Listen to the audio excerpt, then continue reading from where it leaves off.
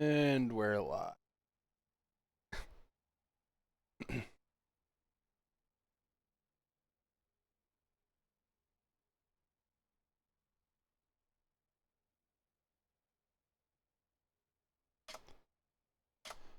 All right.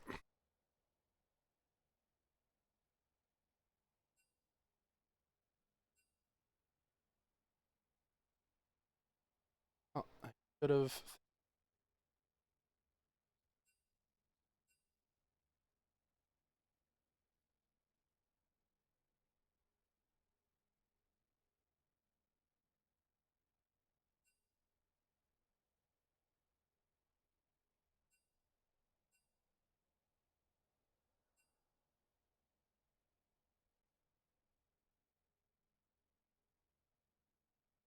All right.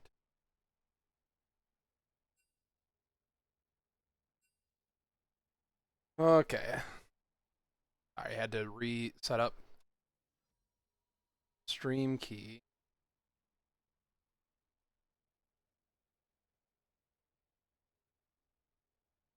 Nice game one draft from the other night. Yeah. Yeah, we're on top of things here. I kind of was, and then we had to reset up something right before, but that's okay. Let's see. We still got a link to Trevor's music sources. Oh yeah, here we go. Click on it. All right.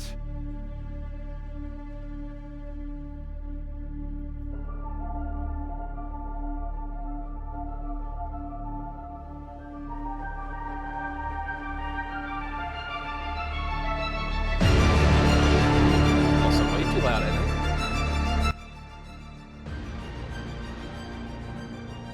All right, I can pay attention now. So WWW banning Jana into the Yasuo and the Olaf ban on from Dab. Oh, I think I got these flipped. I haven't actually opened up the drafter link itself here. Got it. Doing too many things, but I would assume so. Yeah, so WW on the right actually. Let me swap this around quick.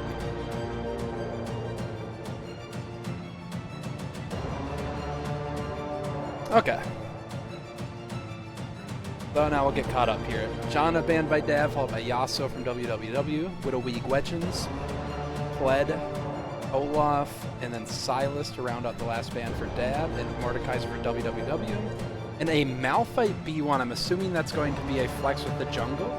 That's the only reason that character is not strictly a counter pick now. They did ban Silas, which kind of, that indicates they might do that. I'm assuming it's still going to be jungle. There's a lot of things you can pick top that are tough for it. Sivir makes sense. It's a good pick for, I believe, currently, Glow Aftershock. All right, let me get caught up on chat a little bit now, too. All right, doing too many things here. I thought I was all good to go. How do we ensure we don't match into tits in the finals? Damn, Beer League brought to you by Batman. What top laner is the sexiest? Muffin Man. Yep, absolutely. Champion, not Muffin Man. Both is Muffin Man. Dab loves Malphite in the jungle. There we go. We got the Amumu answer for the Malphite. I think that's solid. It's a magic damage, not AD. Definitely good. Mel, it could be bot lane, it could be mid. From my understanding, I'm not super caught up on Light League. I believe Dab's bot laner likes mages. However, I think Mel's kind of a stinker right now after her most recent nerfs. I'm not a big fan. So we'll see if they make it work. If she gets ahead, she can still do a lot of damage. I just think she's not as valuable as other mages now. And on top of that, you're not seeing a ton of reflect value here. What are you going to do? Reflect the Mumu bandage and pull yourself in? I think the Smolder's a great answer into the Sivir. Scales up well. I don't think Sivir can pressure Smolder too much. I mean, will clear waves and might get some plates, might even get first turret, potentially, which that does mean that Mel is not the bot laner, unless, of course, there is a Smolder flex somewhere in there. But so far, both drafts are going a little crazy style. I'm assuming that's Gragas top. It's a great blind. It's very safe. It's really good neutralizer. Zach likes it a lot. Zesty Queso. For sure, a blindable champ. I'm a little surprised though because he's a very strong top laner. He has a lot of these like really aggressive picks. He can take over games. You have red side for true counter. You see Mel Smolders, so it could be Mel support, but I think Mel support. I think Mel's kind of a stinker right now, and I think Mel support is the stinkiest of the Mel roles that she is actually supposed to, or does play. I don't think she's supposed to. What do you guys? What do you think in chat? Who's winning draft so far? We got the Syndra ban. We got a Yorick ban. Yorick makes sense if you're picking Gragas. The little ghoulies do not take much AoE damage at all, and that's Gragas' whole kit. And also they block your E, so that makes a lot of sense if you're going to R3 Gragas to ban that away. Gragas is mostly blindable, but I think that is a tough matchup. Ab looks much like a tits draft. Seraphine ban. Their mid laner must play Mel. I think they've been playing it recently. Or Flex or Nivea. So I'm thinking it's probably Mel mid. If Syndra's a good pick into it, I don't feel like a Nivea would be. I also don't know that. It just doesn't make sense to me that I guess maybe your ult could be annoying as a Nivea once you have it, but she can reflect your Q. I mean, if she gets stunned by the Q, she should land, but I don't know. I'm assuming we're gonna get the support here, which is, you know, don't see their support yet. Zyra's interesting. A lot of magic damage, which makes sense because you're into the Malphite. So I don't hate it by any means. I think Zyra's really good if you're into a lot of engage, which Malphite is, of course, but he's the only one. And his engage, you can't really, Zyra root and slow and all that your way out of it because he just goes in. Oh, the Alawi into Zach, into Zesty, so that's fun. I think Gragas can just like exist though, and if Alawi isn't getting a lot of pressure and Gragas is a great neutralizer, I feel like Alawi needs to be able to like win side lane thoroughly enough to be worth picking. And then the Victor R5. Victor's a relatively I say, blindable mid laner. He's definitely got some stuff that can make it tough. He's immobile, and you're picking him into Malphite, so that can be scary. I think R5 could have been used for top, but maybe not. I don't mind. I think both drafts are pretty good. I think I prefer... This is tough. I think Mel is such a stinker. If it wasn't for that champion, I would say I prefer Dabs. So I don't know. I still might, though. I think... I want to say WWW. I think it's... Again, late game, Smolder scaling will take over, but they do have a lot of good tools. It's tough to play around all the zoning that they have on WWW. Mad Lads let Mel through, but am I missing something? I think that champion sucks right now.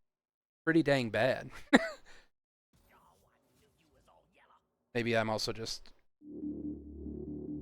I'm just biased. How does this work now? Maybe I started this too late? Just gonna catch up, Tyler, or do I'm in the lobby. I know, this is all from a tiny stout league perspective, so keep that in mind. My brain not good. This will catch up, cool. Okay, awesome. Alright. Oh, like once they're fully done with draft, that makes sense, I suppose. For sure, massive Light League. Dude, I agree. Light League's legit where it's at. Light League is like the purest beer league. This is how it was meant to be, and I am absolutely jealous.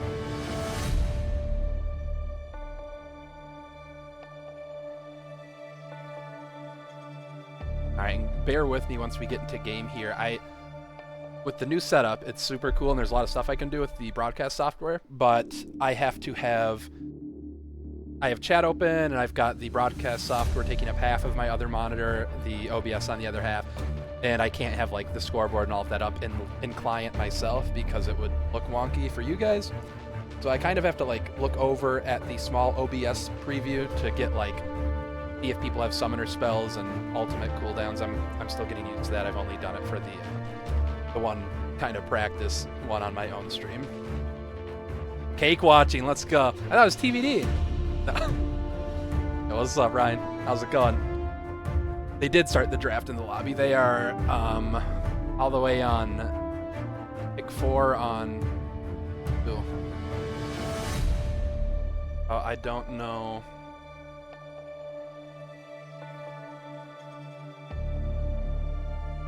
This says waiting for game to start. Did I need? Maybe I needed to.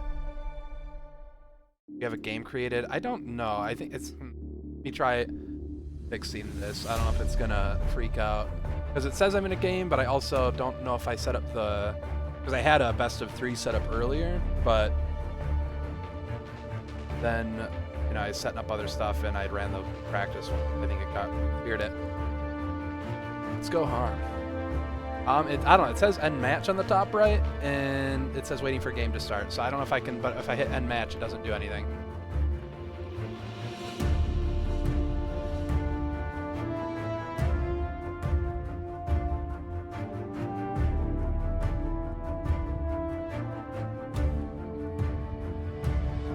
Oh, here we go. Oh yeah. Now we're cooking. Maybe. I don't know if it's going to work for this, but end match might twice.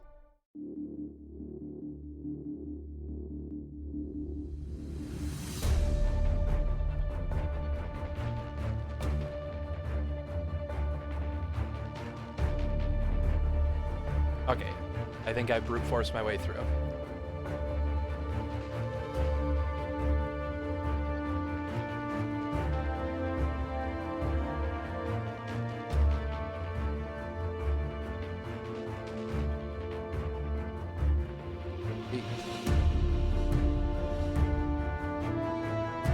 I am waiting for spectator delay. I might have cooked the champ select for this one. In the big kids chat. I can hop in there. I've got the match created now. But I don't know if it's going to pick up for the champ select. It would be fine.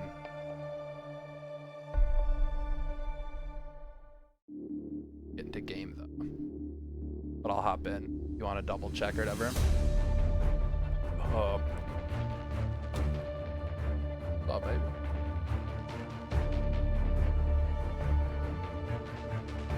I think I've got it like set up correctly, but how do I do that?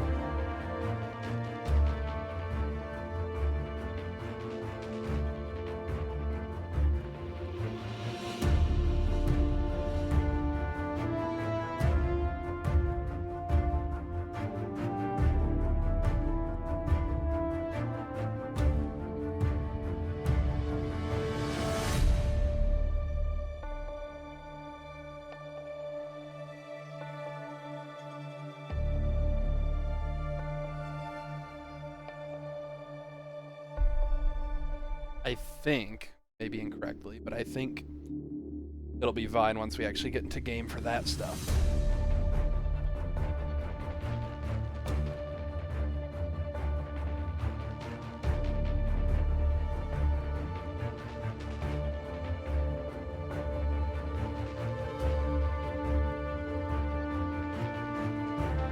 Yeah, he said that'll be on.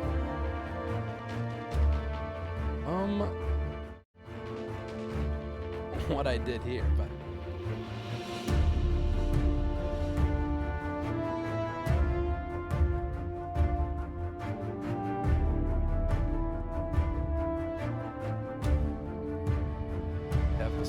I pulled it from the, but it had like a back end. Whatever. I will just. I get. We're about to get into game anyway, so but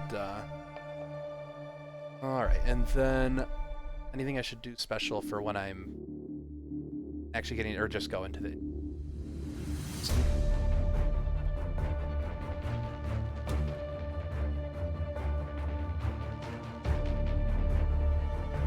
Gotcha.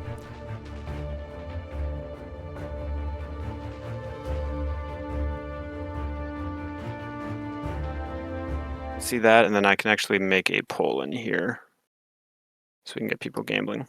Oh yeah. All right, we're loading up the game here.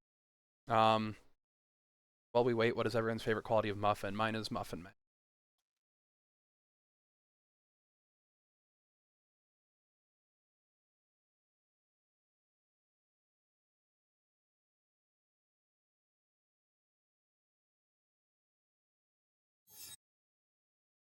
All right. Let's. Okay, there we go. I was gonna say I know it takes a second normal, but I'd like to have some chat on.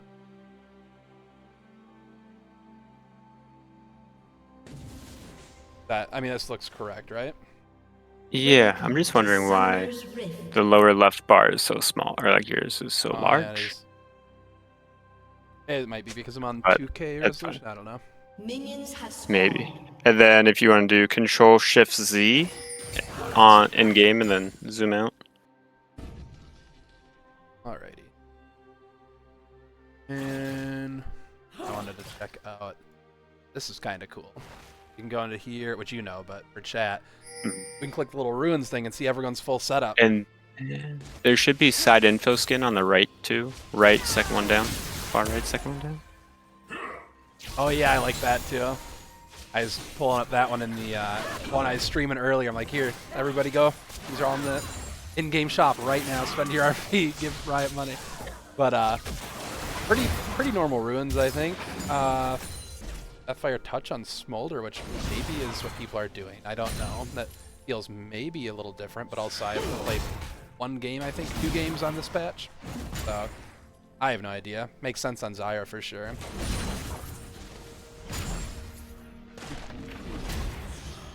I think everything's pretty good. It's looking good. I'm gonna head out. Just don't forget to turn this off whenever you're ready. Yeah. Thanks, brother. Yep. See you. Yeah. Bye. Bye. Alrighty.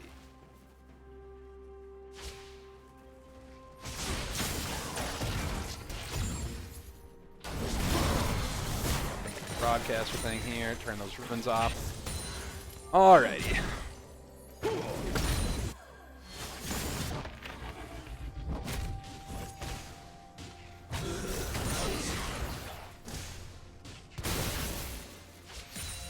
Alright, so pretty slow start here, nothing too interesting, kind of expected.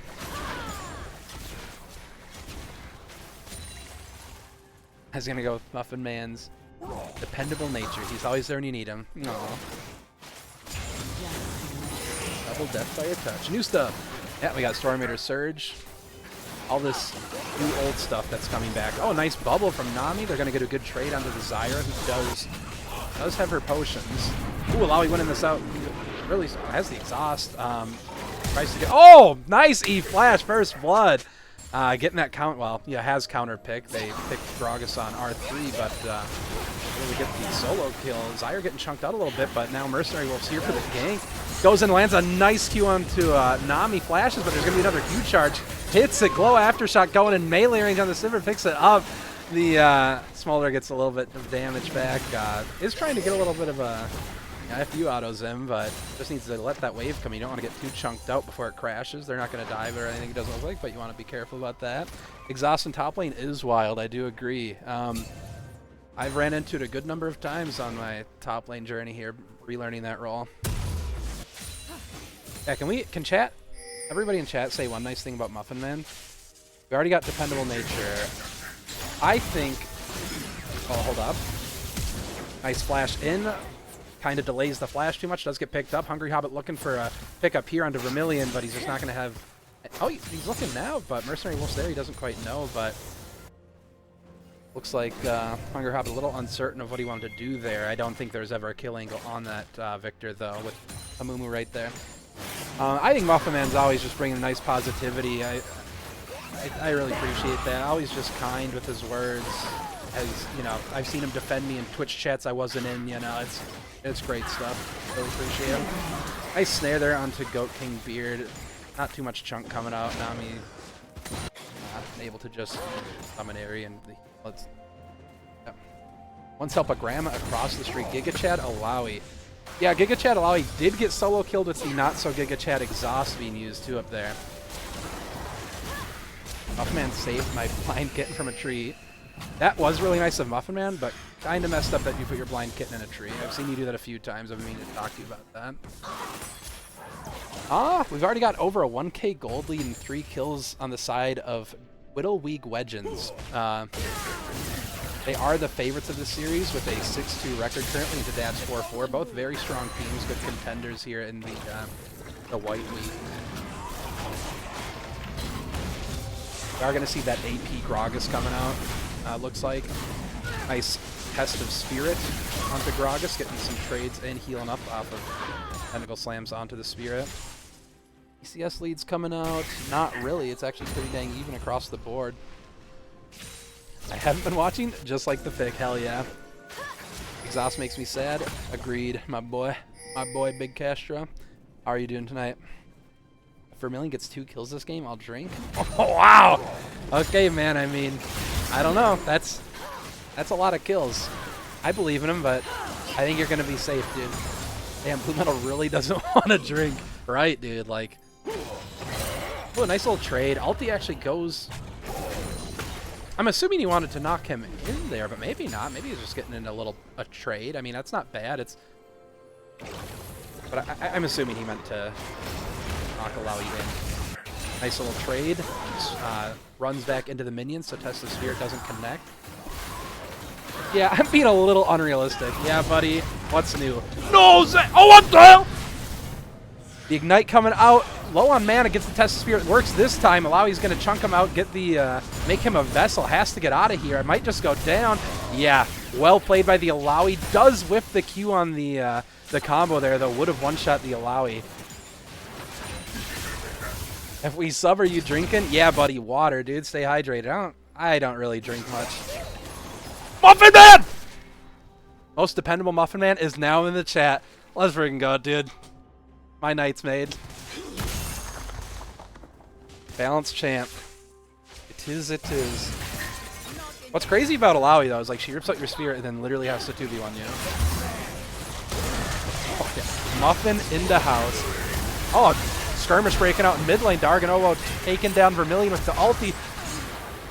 Nice flash Q from the Amumu there, Mercenary Wolf, picking up the Mel. Probably is going to go down, though. Very deep in the jungle here. Malphite level 6 to his 5.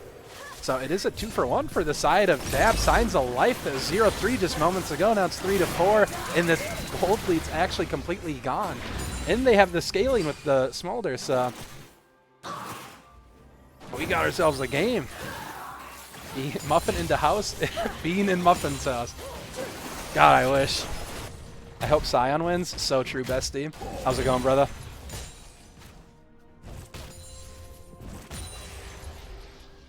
For those joining late, this is actually game 4. Completely tied up series. They're both...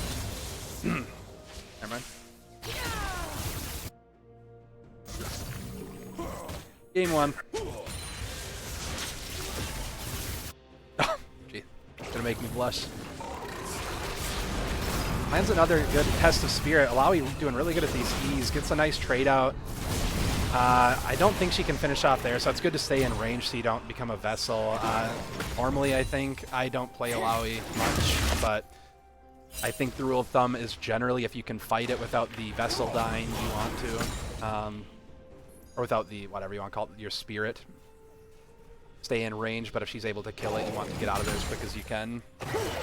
See, Moss just gets drunk. Yeah, but he gets drunk for us in the beer league. A gank coming out mid, but a counter gank. Nami and Hungry Hobbit are both there. Very close to taking out Mel, but Flash is out. They should pick up Mercenary Wolf here. Vermilion trying to return some damage here. A nice counter gank from the bot laner.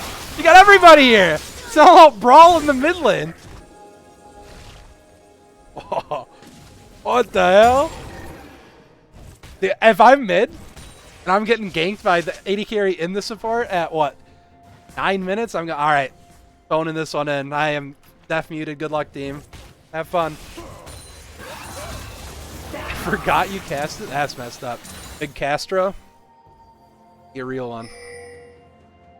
Love that guy. I am glad that I'm getting to, got this set back up. Finally have time that lines up to get a cast in. Hopefully I can get a few more in this season. I have been slacking for sure. But I appreciate all of the people that have, you know, stepped up and have been doing a great job with this. Oh, barely not able to start getting those tentacle slams in. Nicely played by Zesty Queso to pick up that solo kill. Hungry Hobbit kind of staring him down now. He's going to maybe try to get the wave in, but I think Zach's kind of in full control of that situation if he wants to allow that to crash or not. Let's see, I think this tells me Smolder stacks, but it's tiny. 68. I got some info I can pull up here. I forget that I can do this now. I got some of this XP. Zesty Queso in the lead here, but Mel actually not too far behind, though I don't believe that quest has completed yet. No, none of the quests have completed yet, so does not have that bonus XP, so that is all natty XP lead. How's gold looking? Hungry Hobbit, actually. I didn't realize Hungry Hobbit was having a bit of a banger. He already has the Zeke's Convergence completed, as well as, you know, I guess free boots, but a little bit of extra components there. And did at the highest gold. The mid-jungle of Dab doing very well for themselves this game. What do we got for, oh, raid coming up, but damage going out for the solo laners of Little Weak Wedges. That's what he gets for bringing Exhaust. Yep. Oh, nice Q from the Moo. Ulti's Goat King Beard trying to get a little bit of damage back. Colin and Mom. This could be a repeat dive. It is risky, though. I wouldn't blame them for not going for it. Malphite's hovering, so I think it would actually be bad if they do, but they don't know that, so they're going to go for it. They should at least kill Smolder, but they got to get out of there. I think a Mumu does die. That is good. If it's just a Mumu that dies, I think that's good. You get Smolder off stacking, off the map for a little while. Alawi not going to be able to finish off that soul there. Trades coming out mid, nothing too crazy. Mel actually has died 3 times, but I don't think it's necessarily Mel's fault. It has been wild in that mid lane, which is kind of funny because it's just 2 control mages. That was kind of funny. Got hit by the Victor laser and then still reflected it. What are you guys thinking? What do you think's gonna win this one? Kind of a banger early game. We've got, what, 14 kills at 12 minutes? And I know that was the point, but there's a lot of magic damage on Little League Legends. But the only tank on the other team is, you know, Malphite. I do think Alawi could get a full Ma this game, though. I don't know who's killing her. I don't think Sivir's the best Alawi killer for 80 carries, and if that Alawi ends up with like a Ma and Merc Treads, I think that's enough. And maybe even like a Spirit Visage later, I don't know. I'm just thinking nobody kills that Alawi. That's going to be really tough. Little League Legends. Yeah. Dab has Malphite, case closed. Apparently that's pretty damning in the light league. Isn't it like a crazy win rate? Which makes sense. That champion is nuts. I think when they made Malphite flexible in the jungle, that made that champ kind of wild. A really nice trade going out under Goat King Beard. They do pop the summoner heal. They're able to get away. Is chunked out, though. They got to be a little careful on that wave crash if they're able to do it. Mercenary Wolf a little caught out here. Gravity all going out, keeps them safe. Going back to farmers' camps. Junglers heal up pretty easily. Hoping Dad picks it up. Only dealt with them once, but Hungry Hobbit was a good guy. Hell yeah, love to hear that. Honestly, I'll stop yapping for a second. They're getting really good chunk. Actually, fully take down Goat King Beard. Nami almost goes down. Hungry Hobbit goes in. The ulti gets spell shielded, I believe.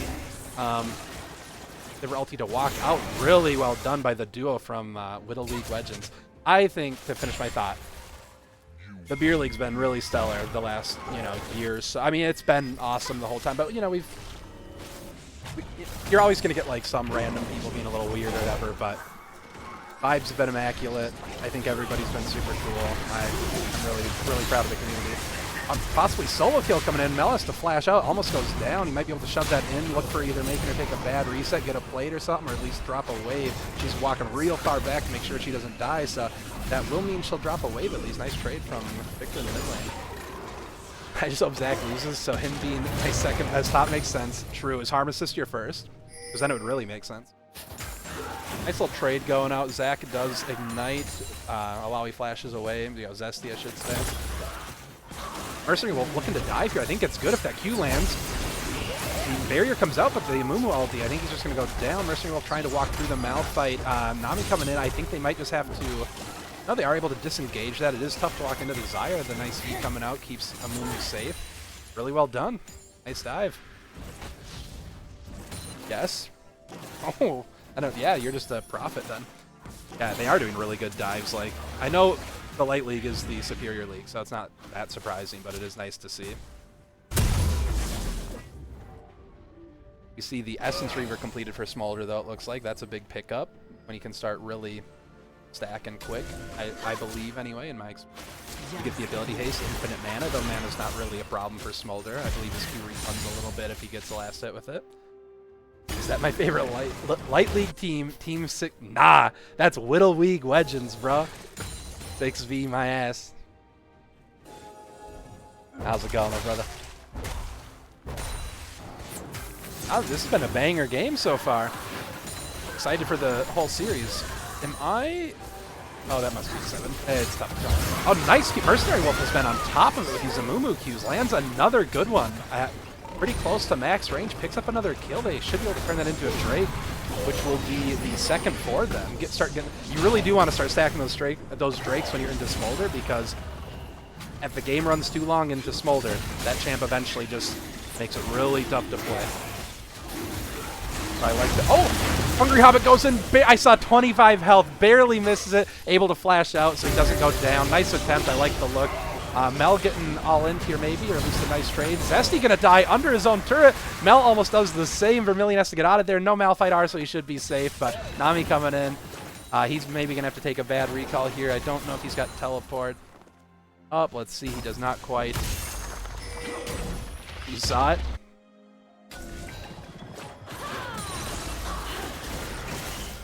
Beard getting chunked a little bit. He should be safe. The Mercenary Wolf is coming around.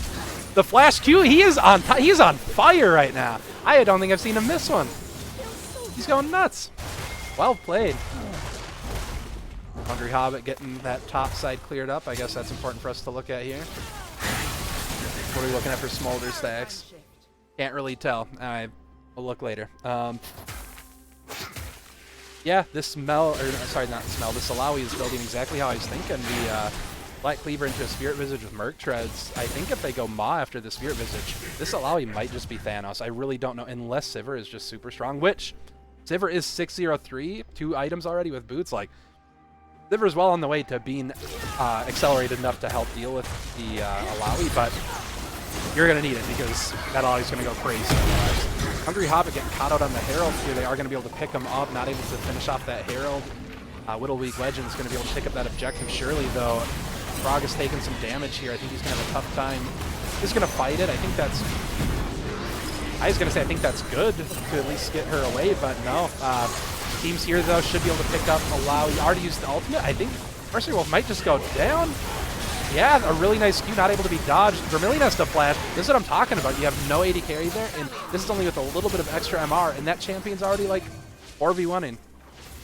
The movement passive is true damage, right? Yeah, so it adds, I think, 10 or 15% of magic damage. You get additional as true damage when they're marked with it, which I think is, like, what, Curse of the Mummy or something.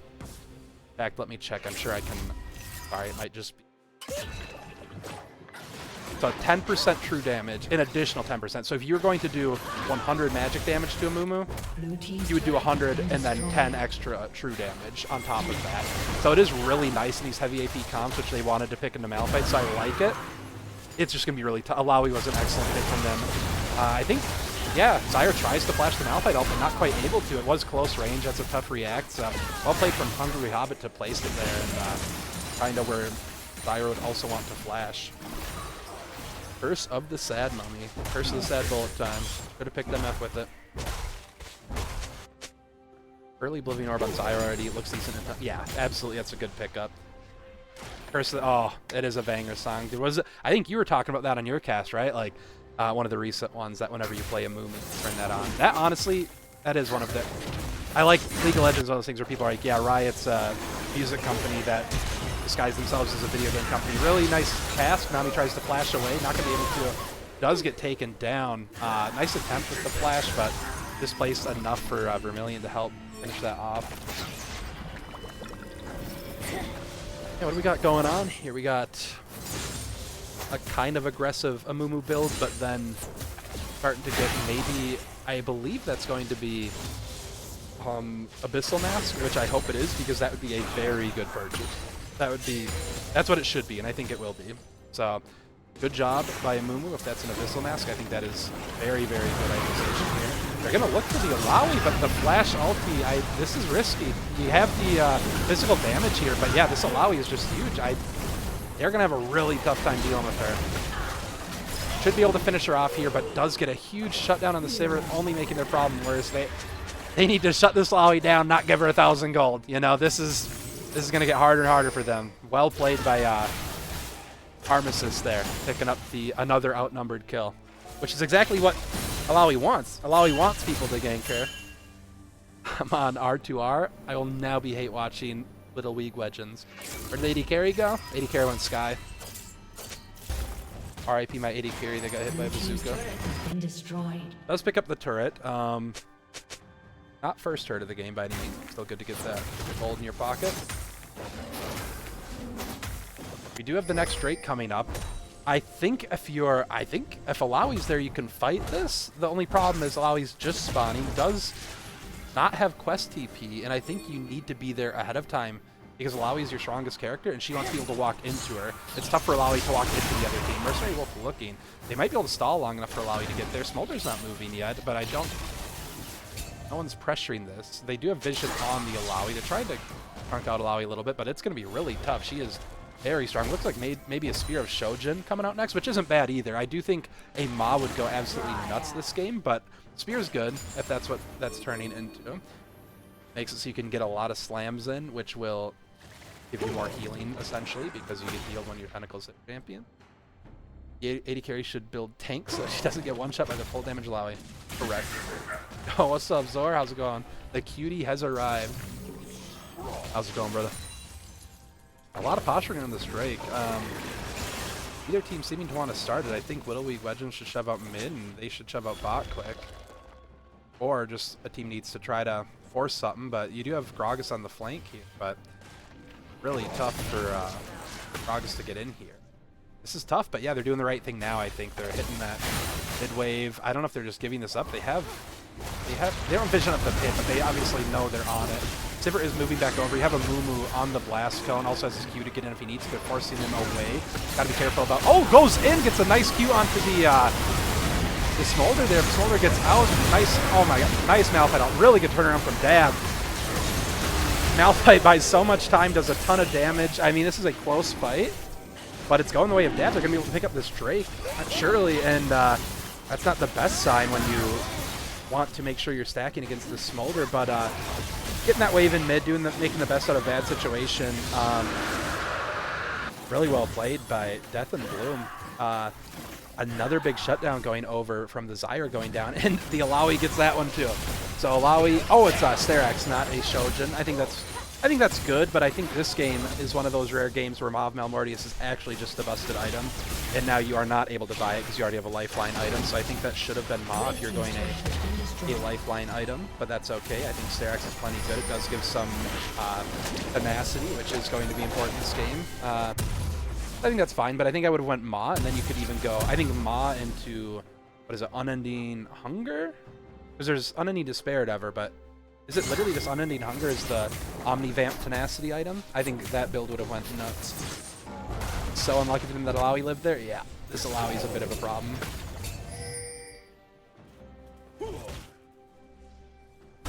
That's what the extra item slot's for, so true, bestie. The real cute Muffin Man is already here. True, true, true. I think it's Endless Hunger. I think that build would have went nuts, but I'm also not an Alawi player, but you'd have Omnivamp, you'd have Tenacity still, you'd have your Magic Damage Lifeline, which also gives you Omnivamp, I believe, or at least Lifesteal. They're trying to make a play on the Alawi. They might be able to. They're kiting it out really well, but the shield comes out from Sterax.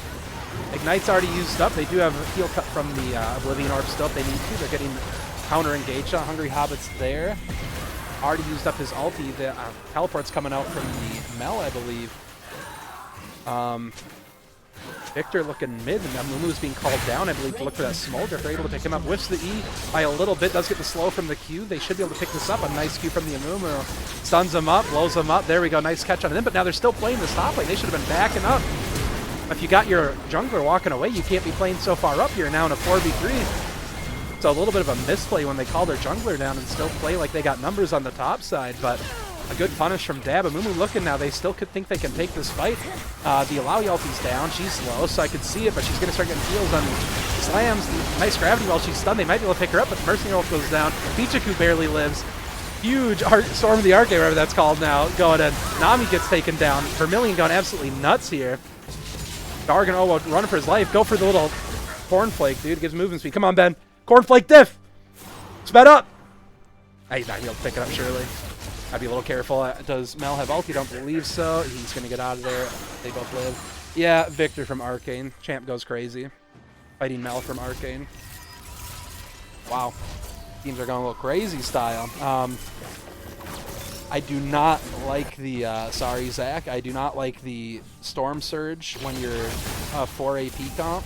Surely the other team would build MR. They aren't really, besides, well, I guess they're top 2. They're building enough where you shouldn't be building. Here's my, I don't like griping too much on, well, I do, but I need to stop because it's not, it's annoying. If you got a lot of AP threats on your team, the enemy team, if they're doing it right, is going to build MR, so you should not build Flat Pen. Flat Pen is like a, I'm still low AP threat, Flat Pen is going to go crazy this game thing. If you've got multiple AP threats, there's probably better stuff for you to build, but that's okay. Flat Pen equals lethality. Yeah, but AD Assassins kind of like need to build lethality, whereas AP casters and even AP Assassins just have other options. Though I also wouldn't want to play an AP Assassin because you do like to get Flat Pen. I don't like playing like Akali, Diana, stuff like that. If I am like it feels like crap if I pick like Echo and then, you know, my support picks Zyra and my mid lane, or my top laner picks like Vlad or something. I'm like, cool, I would not have picked this. But at least like they have a little bit more stuff to work with now, like Dusk and Dawn. You know, Lich Bane's always good, but it is nice on those AP Assassins if you can build Flat Pen. So. Storm Surge diff, one-shot Nami. Hey, probably. Oh, Malphite goes in and steals the bear, and they did the honorable flip with the 50-50. Malphite is going to go down, but they're maybe going to take the fight. Getting chunked out. I think that Dab's just going to go, nah, thanks for the leash there. We're going to take the one death for the Baron. Oh, as my team's well aware, Baron is not even worth that much money anymore, guys. It's not even good. Who cares? Let him take Baron. I don't care. It's junk. It's a junk objective. Nobody likes it. It sucks. You got the shiny proc there. Killing Sup. Yeah. I know, guys. My bad. Storm Surge goated. That's on me. Pichiku getting one shot here. Mel flashes out just to be safe. I don't know if that was necessary, but I mean, may as well. You know, it's getting the one for nothing there is nice. So. Caster L, Caster Blessed. Yeah, not so rare Caster L. GG's. Caster should be practicing? Yeah, probably, but oh well. I don't need to practice, dude. I just go, Airwick, save my lane, please. And he does. He saves my lane. Every game. It's legit 2v1 up there, so good luck everybody else. Real jungle abuser. Hey, someone's got to do it.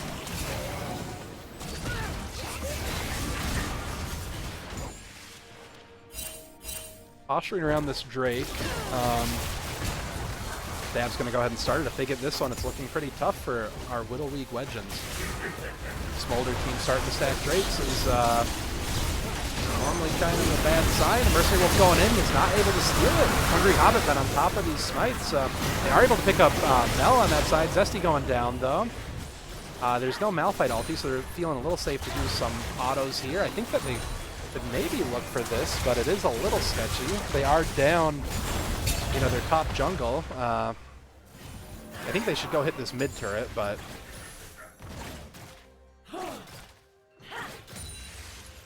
okay, a good, well-played fight from Dab. They're looking really strong here. I think it's kind of on Dab to throw this one now. They are in the driver's seat. They're a little bit behind on gold, but with their comp and how it's been going, I think they are Good. I'd be very happy if I stab here. I only come because he used that voice on me. Yeah. Yeah, that'll do it. If they didn't like it, they wouldn't play jungle. Classic tryhard jungle versus base. I'm gonna do anything else top. I also do. Armistice sitting up here, getting a little pressure using, I believe, that Baron drop that's about to right now, actually. Runs out, but they got pretty good value out of it. They got a Drake, got some good pressure in the lanes. How did Nami get the name Nami? Yeah, dude, it's really impressive. I've been seeing a lot of that recently. Players getting the champion names, it's very cool. I'm hoping to get the name Glup Shido, my favorite Star Wars character. But I think it's already in use by someone right now, so eye for that one. Must be Nami one trick? Yeah, probably.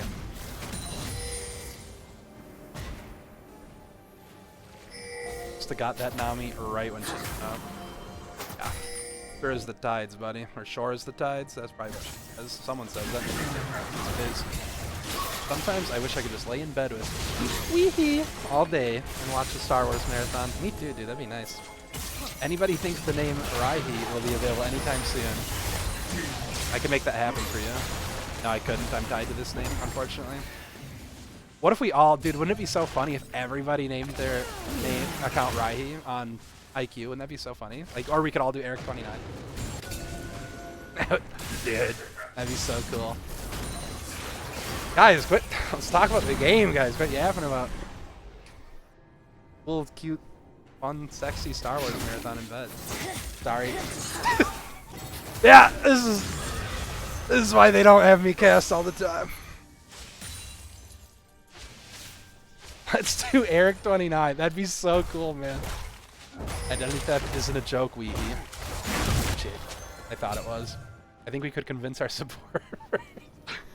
Yeah, I think so. Actually, I'm positive we could. Hi, chat. Hey, Mr. Blue Metal Benson.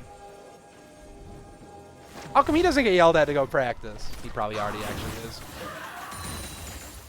Eric just likes to rage bait me, but I appreciate it.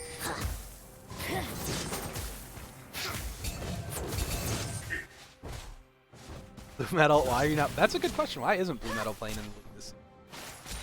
Vermilion got so many kills and I Drake duel. Oh man. Oh, I'm so sick. Ooh, I drank so many alcohols. Ooh-wee. Haven't seen Blue Metal on in a minute. I think that's actually, multiple people use that account. I think that's actually Dakota on the Blue Metal account.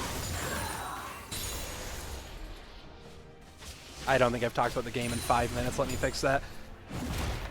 Smolder has been able to execute for a bit. Mel's working on a Banshee's Veil. I think that's going to go crazy. Again, people are building a little bit of flat pen. I guess only the one flat pen item, but I think that Gragas is going to have a harder and harder time to find value. I honestly think, which I think Smolder might be going a Bloodthirster. No, looks like IE probably. Smolder could have... This Smolder's... Oh, Gluttonous Greaves. I was like... Didn't recognize the icon. I think that's fine, but I think Smolder should have went, honestly, just Merc Treads or something, maybe. I just think MR goes so crazy this game. I think everyone on their team should have an MR item at some point, except maybe Nami, but even her, maybe.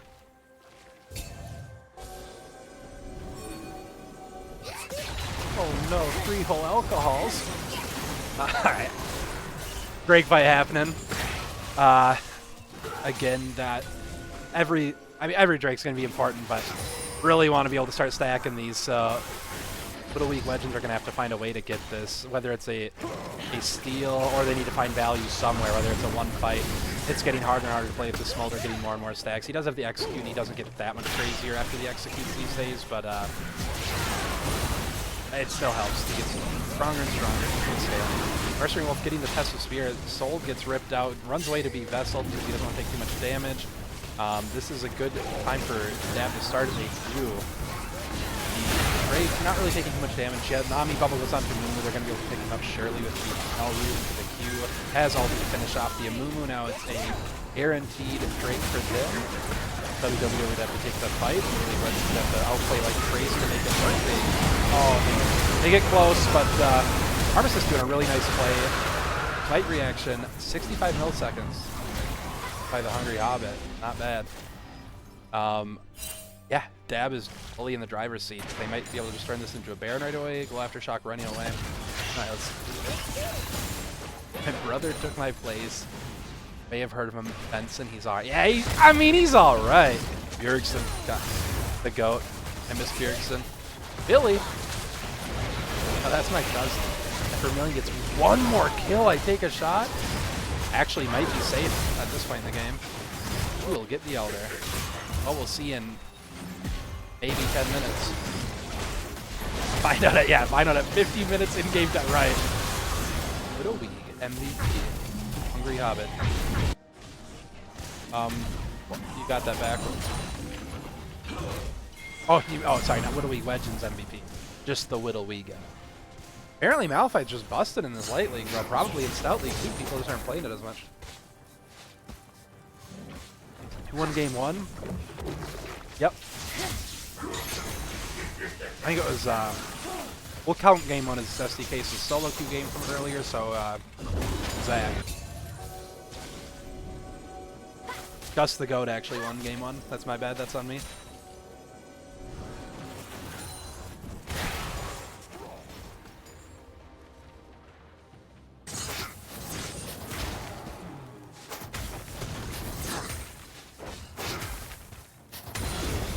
Guys, should I make an alt account and join the Light League? It looks fun. Hey man, careful where you say that, dude. Commissioners are kind of assholes, so.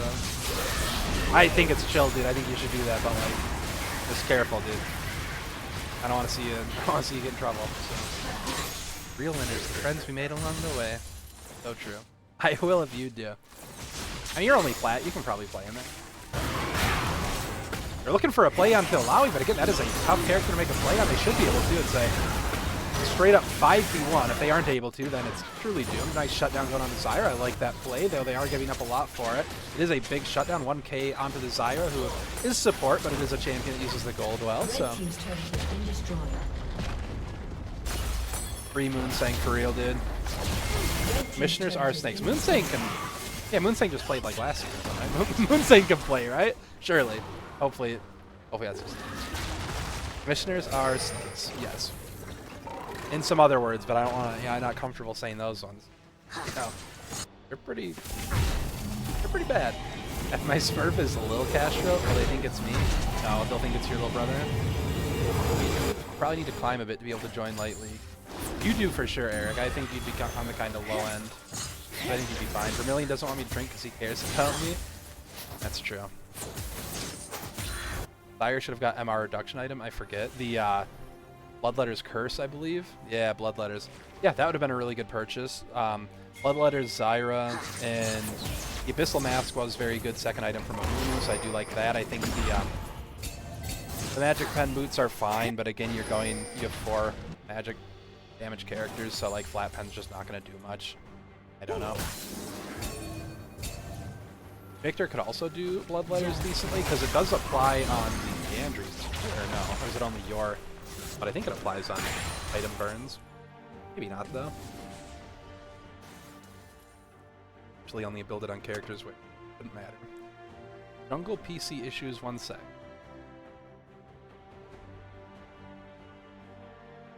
Now we know Hungry Hobbit's just getting like second dinner or whatever those hobbits are up to. Saying, yeah, I'm having PC issues, bro.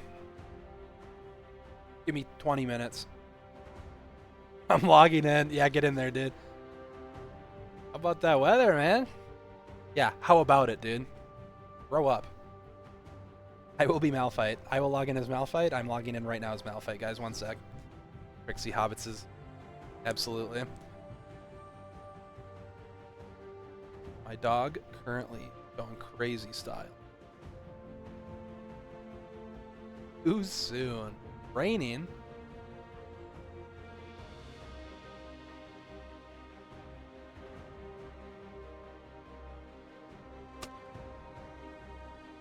Got one on bathroom run. But don't dump pause right now. you know that Jin's MS is always a multiple? You mean, do you mean his ping or his movement speed? Either way, crazy. That can't be real. You're lying. You're a liar. Everybody knows it. Too soon. For real, dude.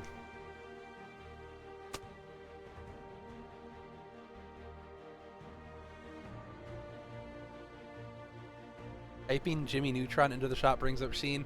Okay, that one I really want to be real. I hope you're not lying. You know that Vel'Koz MS is a multiple of 5? Whoa.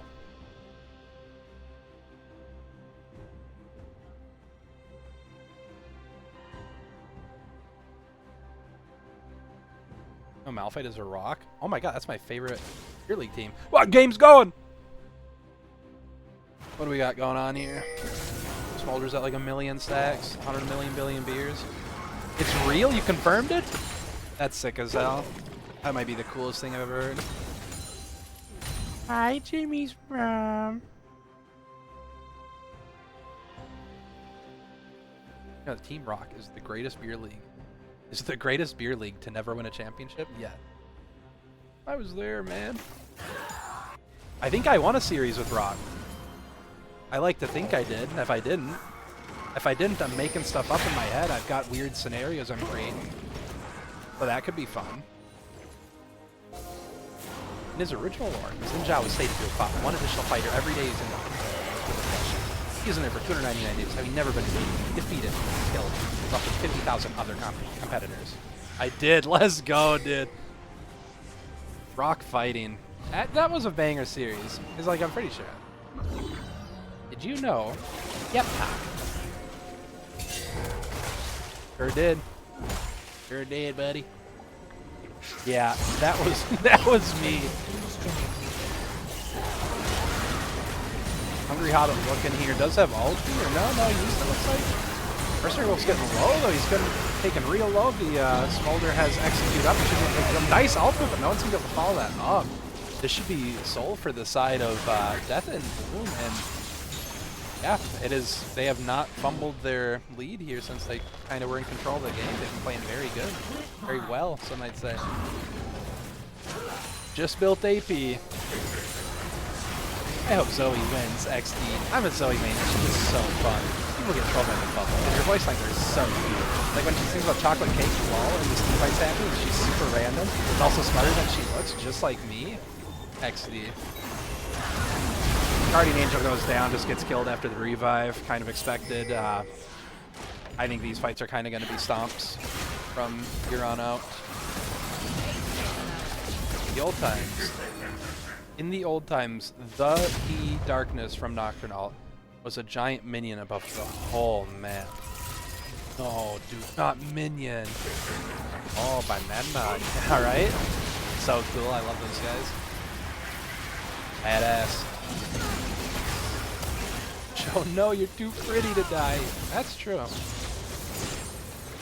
That's the case on the flank here. They actually might be able to get a little bit of a pick here. Nice Q follow-up from the Amumu. And Nami with the heal flash away though. Mel Q's onto the Amumu. Ults, but they're actually turning this around very well. Well played by the duo there of the Mel Nami. They're able to pick up.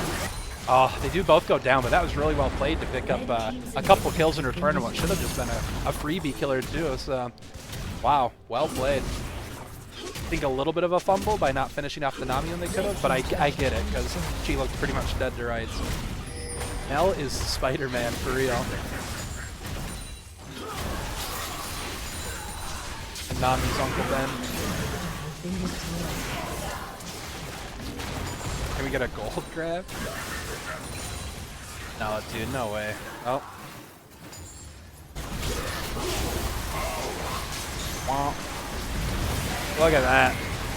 They are trying to take on the Alawi. The Flash R comes in, but does get bursted down before they can do anything with it. Well played by Little League Legends. They're holding their own here. They said, no, we ain't losing this game one. Not yet. But yeah, you can see Little League Legends were thoroughly in control most of the game, and you know, you can kind of see where it starts to fumble a little bit. But with the Smolder, these Smolder comps are tough. You just you know, once he gets those stats, you just need to keep your foot on the pedal the whole time. And if Mulder's not getting pressured and is able to scale up, and the game is just so tough. Oh no, Vermilion got 2 kills. Guess that means 20 beers. Frog is teleporting into the pit to keep them off the Baron, but they do have the double inhibs now, so they either need to make a play happen or they're just going to have to reset with the probably Victor and clear waves, so they need to make something happen here. Dusty getting chunked out. He's going for Shadow Flame, which I love you, Zach, but we're going for 2 flatpen items and the full MR stamina. Malphite going in, they are bursting him down, but it's not fast enough, and I think it is going to be GG here. Death and Bloom, the Malphite goes down, but other than that, it looks like it's going to be a relatively clean 5 for 1 or 4 for 1 maybe, I can't tell. I think, yeah, it looks like GG's game 1, going over to Death and Bloom. I think Alawi, Dargan, or not Dargan, Arm Assist. Very, very well played game. Heard a lot of these fights, had a good build. That was tough. But well played by Dab to keep the game well within reach with the Smolder comp and let that scaling take over and win. So Little League Legends can be on the back foot going into game 2 of the series.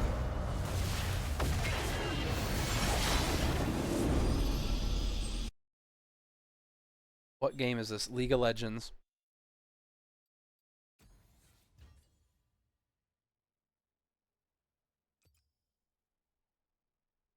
Game 1?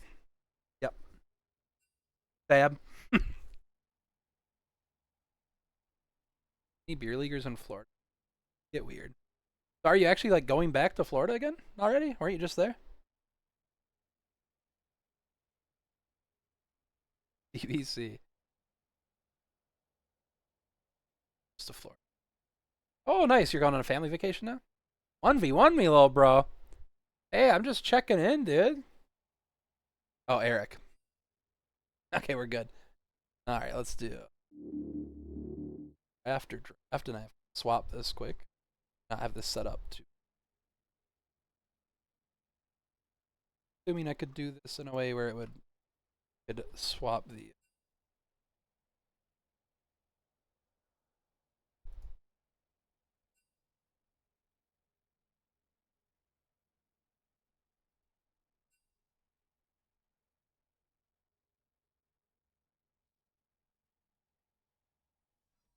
Hope Widow League Legends game 2. They're so hot.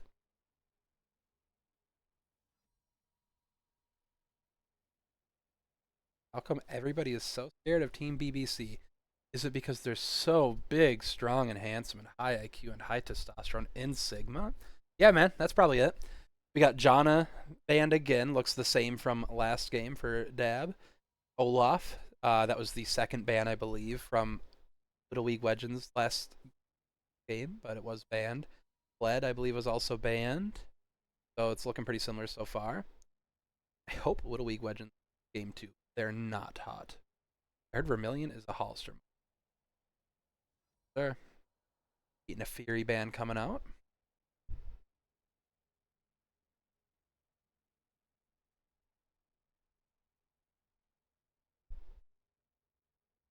Guys, do we think it was Malphite buff, or do we think Dab is just goated? Like, are they just going to 2-0, or what? Glorp, me and TFT. On my way.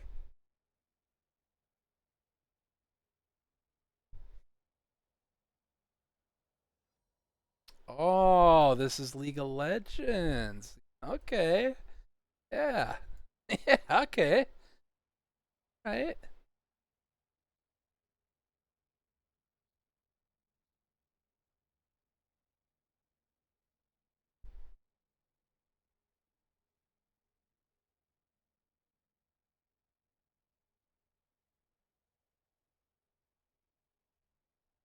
Got the Ziggs ban. I think that's a solid ban. Into the Yasuo ban. Viger B1. It is a flex. I don't know if both mid and bot play it on Dab. I believe bot sure is a good flex pick right now. Been a strong champion in meta for quite a while, actually. Is a cases.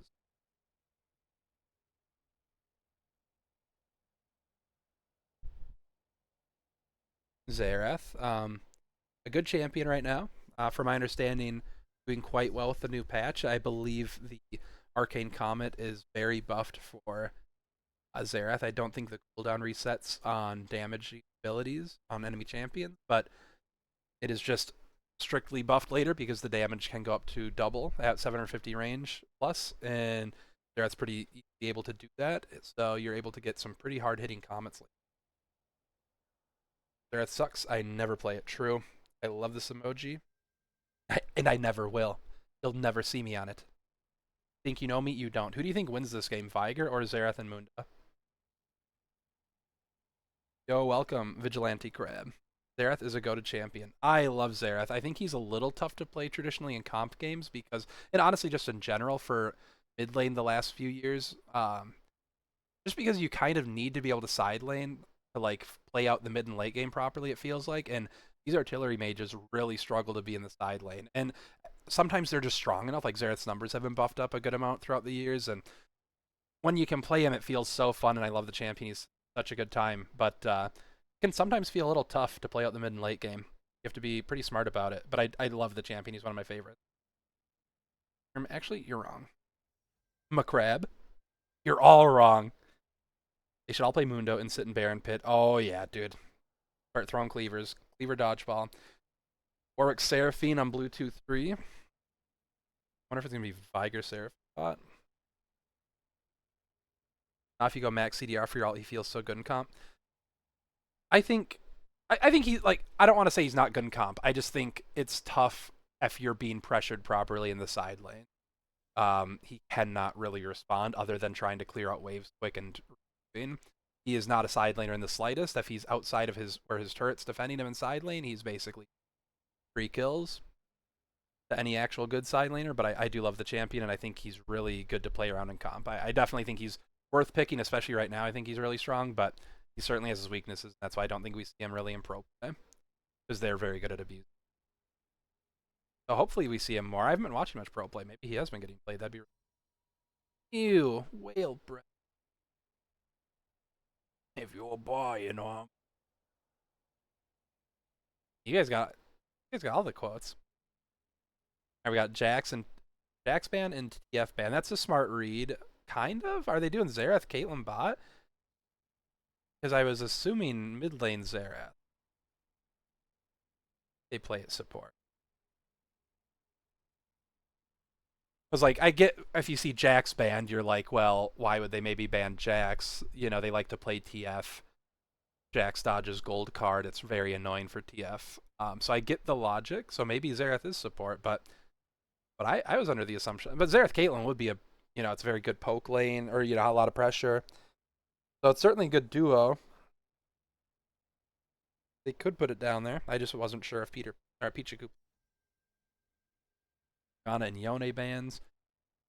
So they are trying to make sure that there's not a good AD mid option. So they want that Viger to go mid, or they want there to be not a lot of good AD options for mid. Because if they do go an AP mid and this Viger isn't mid, then that is a lot of magic damage. Because Warwick actually, unless he's going like a really heavy AD build, he does a lot of magic damage because his Q magic damage, his passive is, I believe his ulti, at least, I can't remember his ulti's magic damage, but it does 5 hits of his passive, which is actually ends up doing a lot of magic damage. We see the Karma coming out, so it is Xerath mid, so kind of TF being thrown away unless it did force the Xerath mid. But I like the Karma. Caitlyn Karma is a very good lane. You can do the guaranteed Karma route into the Caitlyn trap if you guys are on top of it, which they should be. They're a duo. You just sprint at him with a shield while the route's going. It's me, Xerath. Banger quote from Xerath. Auction mid. They did find an AD option. I lost on him, so I think it sucks. That's a great metric. So works for me. Chat, do this. See. Yeah, remind me how have your games against us went? Sure. I believe it was a 2-0 in the beer league and then a scrim for us. Our series versus IQ was canceled. It got rained out. That's true. I forgot about that. I'm just lucky, so I won on Zerath. That's true. We are lucker dogs. Okay, so that's real. I was the rain, bro. I would happily get rained out then, respectfully. Okay, let's see. I think I can go to left. Is there? You guys have? I guess I don't even know. Is there champ select music or something in this screen? I'd have not said it. This. I think there is. Maybe not. What is this? There's audio going crazy on the output, and I don't know. Do you guys have audio here? Is there music, or should I turn on music? I probably should have forever ago, but I was yapping. All right. Who's the worst champ in the game, and why is it Warwick? In this game specifically, or in League of Legends? Warwick's kind of sick though, because he can go, "Ow, baby, I'm praying on you tonight." If I die in a plane crash tomorrow, at least I know it. True, that's true. I hope you don't, but hey, got that. Morgana. Pretty sure 2 didn't play the past 2 weeks. True. I like when people can be delusional like me and just be like, there is music? Thank you, I appreciate that.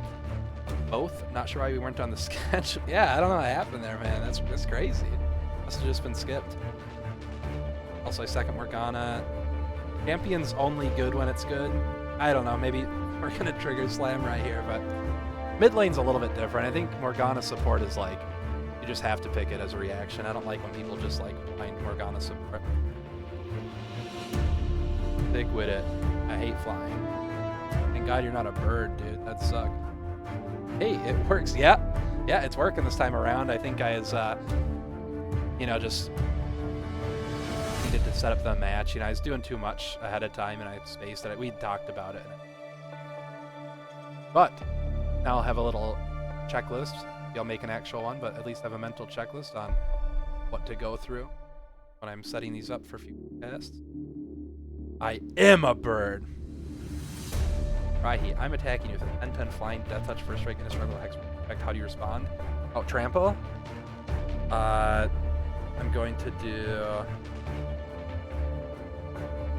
I will just... What if we do...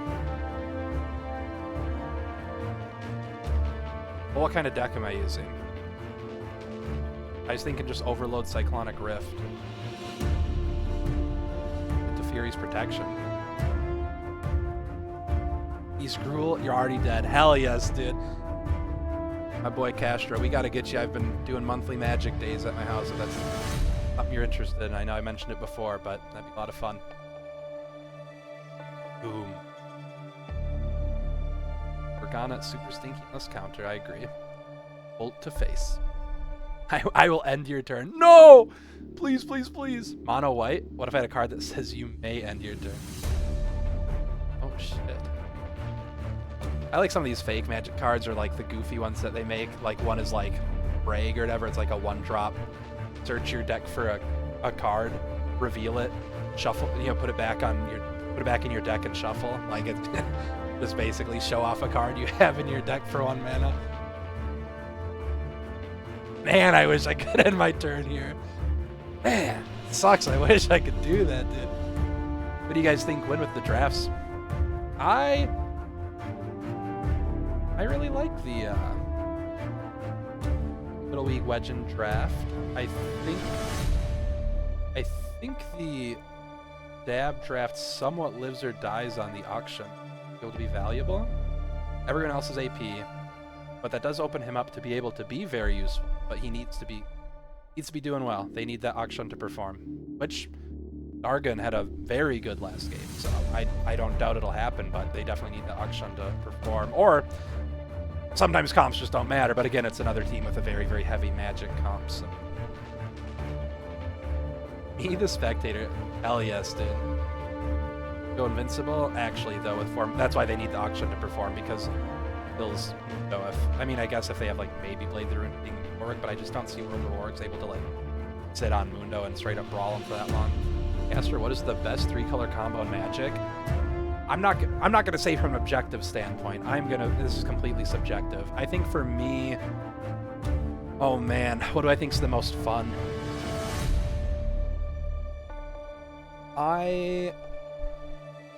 Color combo.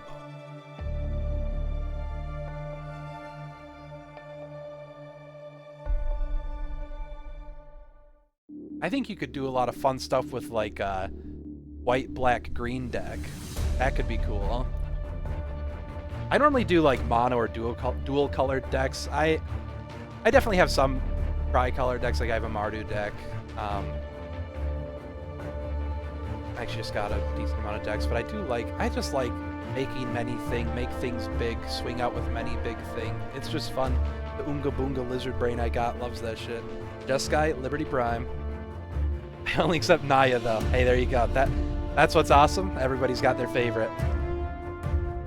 But if you do something I don't like, you're dead to me. If I get milled out, yeah, you aren't coming back next time, buddy. Sorry. He's coming back. I'm remaking him. No, no, no, no, no. I play Zergo. I turn him sideways. Oh, you go face? All right, let's see. I can go. Here it'll pop up. Maybe I probably didn't need to do that early. We got about an. I'll just go back to draft.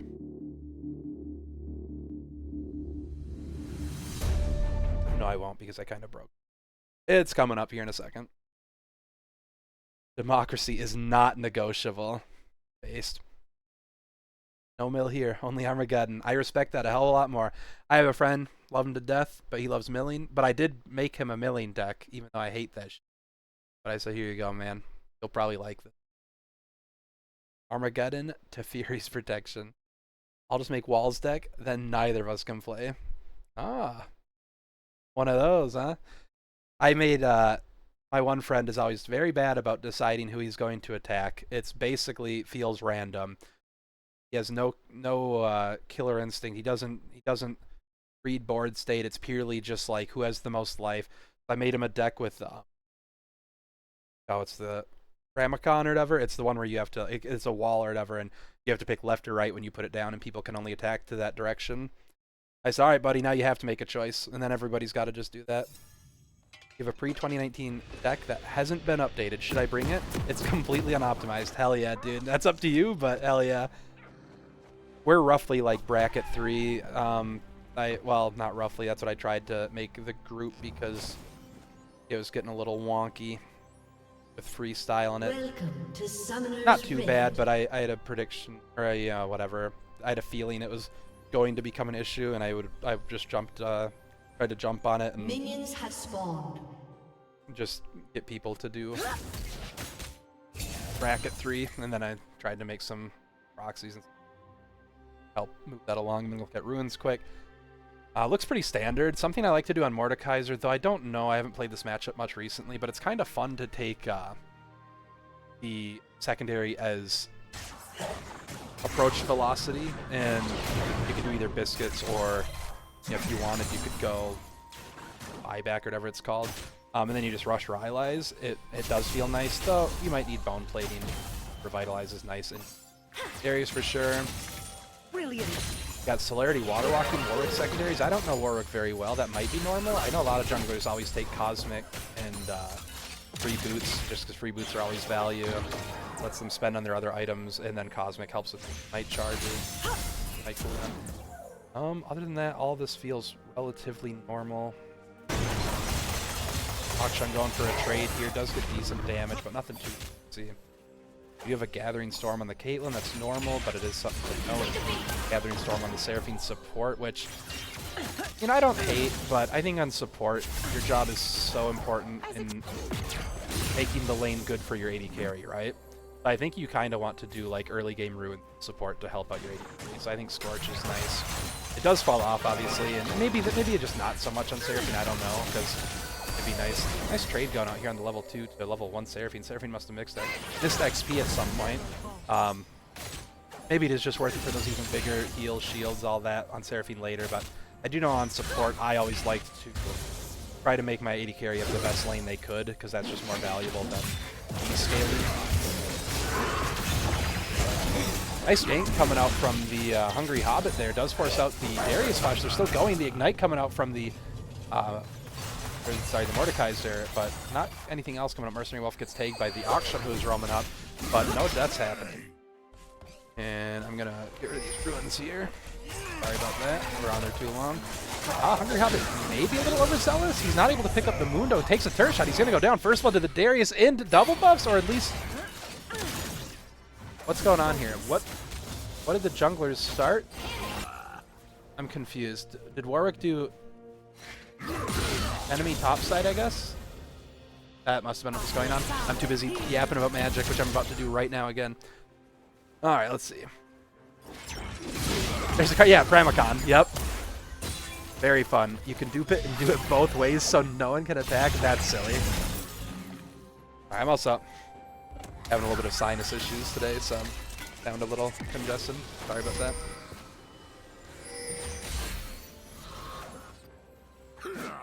That make it so you can attack left or right. I think maybe it would make it so you can only attack that direction, but then since you couldn't do either, I don't know. That's weird. Bracket 3 is great, although I'm running a Bracket 4 2HD event, which is... Bracket 4 could be a lot of fun, too. I think for me, what I like about 3 is we do have some people, like, my group is, like, relatively casual, for sure. I mean, most of us have been playing for a long time. I've been playing since high school, which I'm an old ass, so as a while ago. Actually, maybe late middle school. Either way, I've been playing for a long time, but I've never been like serious. I've just mostly like playing with my friends and having a good time. So Bracket 3 is fun because you can still have like powerful decks that really have good win conditions, but you can also like kind of do precons and they still like function, especially in a group setting where you're, you know, the better decks are probably going to get targeted more anyways. So like you can use your precons. Like Final Fantasy X is my favorite game of all time. One of my best friends, he got me the collector's edition of the Final Fantasy X precon, and you know I want to be in a bracket where I can use it if I want because it's a super fun deck, and you know it's both got the nostalgia from Final Fantasy X for me and also the feel good of, you know, Bestie bought me this. So I like being in a bracket where people can still use their precons because that's fun and people have a lot of them with my group. But you can actually have really strong decks. Like the decks I proxied for myself and my friends have felt really strong, and they're all Bracket 3. I ran them through multiple things to make sure. The wording I'm pretty sure makes it so you can't attack. Yeah, I'd have to double check. Wait, so now they have a Seraphine main? Yeah, they swapped out their rostered sub Seraphine from their rostered player Nami from last game. Fancy a treat? They got enough likes on their tweets. You've been playing since it came out? Wait, Magic?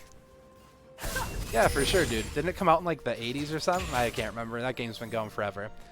League of Legends I've been playing since basically it came out, though. I played Bracket 4, Ocher, X, and O, just lock/burn the world. I'll have to talk to you about it sometime. Again, I'm relatively casual. I've played a ton of the game, but I don't know like all the good combos and stuff. I just like to do my Oonga Boonga, make a bunch of rats, make a bunch of squirrels, swing at people, do whatever. So it'd be fun to hear people that have a little more know-how, you know, talk about their strong decks and why they like them, why they're good. Not that I plan on making Bracket 4. I really like Bracket 3, and I think I'm going to stick with it, but it's still fun to hear about that stuff. I love when people talk about what they like. I play as someone that just goes infinite with every deck by turn 3. Ooh, that sounds miserable. Nick, is that you? I literally... That's not allowed in Bracket 3. I think you need to be like, no infinites before turn 6 or something, and it has to be like multiple cards needed for the infinite. I'm pretty sure it's one of the rules. I have a house rule for no infinites because I had some people that would like make a deck where that was the whole point, and I thought that was a very boring thing to play against because it was like, okay, well, we tutor this thing, and on turn 4 or 3, I'm going infinite, and the game's over every time. And if I don't do that, then that's all I'm fishing for the whole time. Bracket 3 does allow infinites, but it, again, needs to be like, I think, 3+ cards that make the infinite, and it can't be before turn 6, I think, is the restriction. So I'm thinking about removing my house rule of no infinites, because that seems fair enough to me.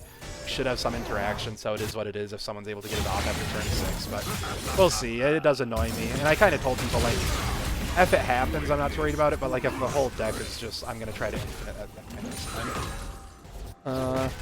Infinite Myriad tokens. Me. Yeah, you said since you were in high school, which is like when it came out, maybe a bit earlier, like the dinosaur area. Well, I am from the Paleolithic era, but like, I think it was around before then, surely. I thought Magic was from like, I know you're just taking the piss, but I think Magic's from like the 80s or something, isn't it? Like the beta cards are like old as shit. I've been playing it for a good amount of time. I actually have one of the, I don't know if I still have it. SDK's looking for the all-in here. Mordekaiser doesn't ult, he's got sums. To be able to get a big W off, he does use it there. Zesty looking for the ulti here, surely. Gets the beautiful solo kill. Flashes out, maybe not necessary, but Hungry Hobbit coming in. He's still able to have his stacks up. Hungry Hobbit's going to need to land the ultimate, but he does. Well played, but it's going to be close. Does take him down. Well played. I actually have one of the original Commander decks with the, I don't know if you guys know about these or if you remember them. They would have like the actual Commander card, and then the Commander would also have a separate Xerath ulti coming out. We aren't able to see it, though he's going for Warwick. Not able to take him down. They would have just like a fucking Commander card set to Wombo. It was just like a 2 or 3 times as big card for your Commander. Early 90s, that sounds right. I know it's like 80s, late 80s, early 90s, something like that. I only win because our group runs no interaction. That's fair. But also, like, early, like, 3-6 turn infinites is just, I think, cringe, but you can use best. It's also up to the play group, so if nobody says you can't do that, then it is what it is. But I'm just, hey, I'm just pissing. Really nice Seraphine ulti from Seraphine the player. Hits all 3, but mostly just to disengage to make sure they don't go down, but it does a good job of it. And a nice trade back.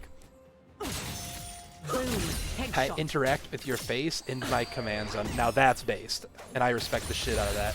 God, I wish. Good night, my sweet angels. Good night, bestie. Nighty night, cutie. Zergo interaction. It go face. You go face. Yeah, dude. It interacts. A nice pull, but Warwick's just sitting here waiting. Bessie's going to have to be careful. Does get pulled back. Warwick going in, gets the fear, but Bessie's walking it out. I think he'll be okay. Oh, no, the Mordekaiser ulti coming down. He's going to be stuck in there. Maybe he can get the heal off Q. Not going to be able to come back up. Goes down. Warwick giving him a lot of pressure up there, and that makes sense. It's a volatile matchup. A lot of stat checking going on up there. You really want to get your top laner ahead. The Karma with the flash root is able to get it off. Are they going to be able to... That's enough damage, but I don't know. Caitlyn, don't know if they had the mana for ult, if it's even up. But it could have been blocked anyways, so. If Zesty could stop fighting, that'd be great. We were trying to talk about Magic. I know, dude. I hate when I'm casting these games and it's like, non-stop fighting, super exciting. It's like, come on, man. What commander do people in chat use? Like, that's what I want to know. Not which team's better in this league I'm casting for. Come on, dude. Hey, yo!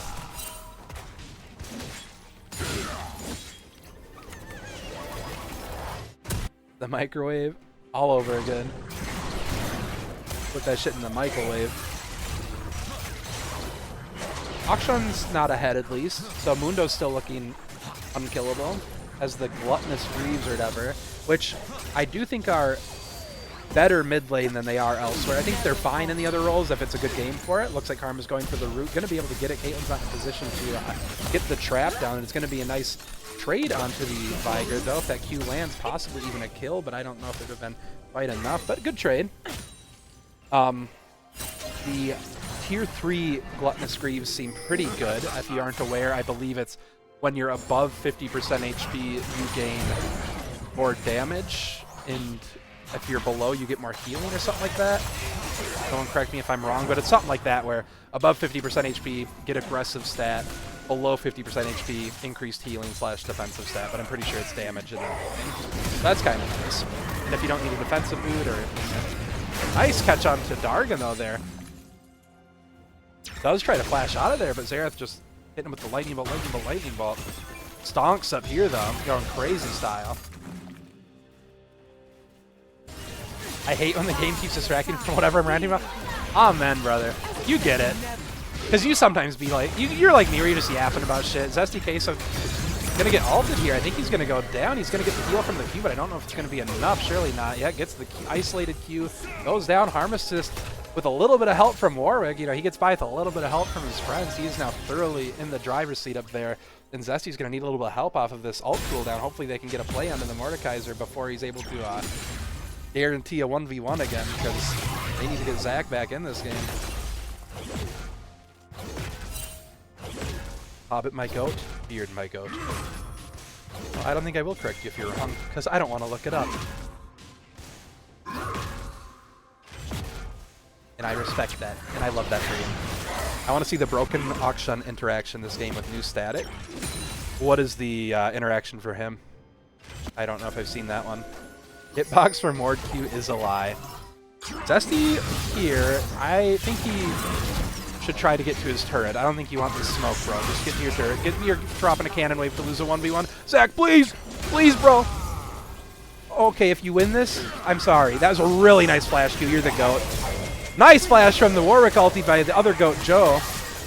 But he might still go down. The Seraphine ulti's going to charm him up, but Hungry Hobbit goes down in time. Dargan picking up the kill.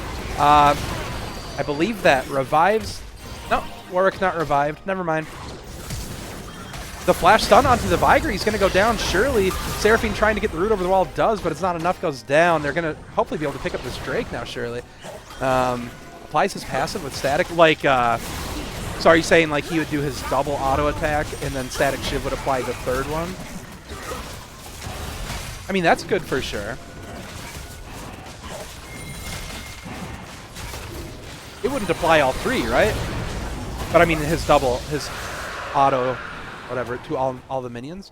But doesn't he need to hit them 3 times to apply the passive, or does it literally apply the full proc, like procs the passive on all the minions?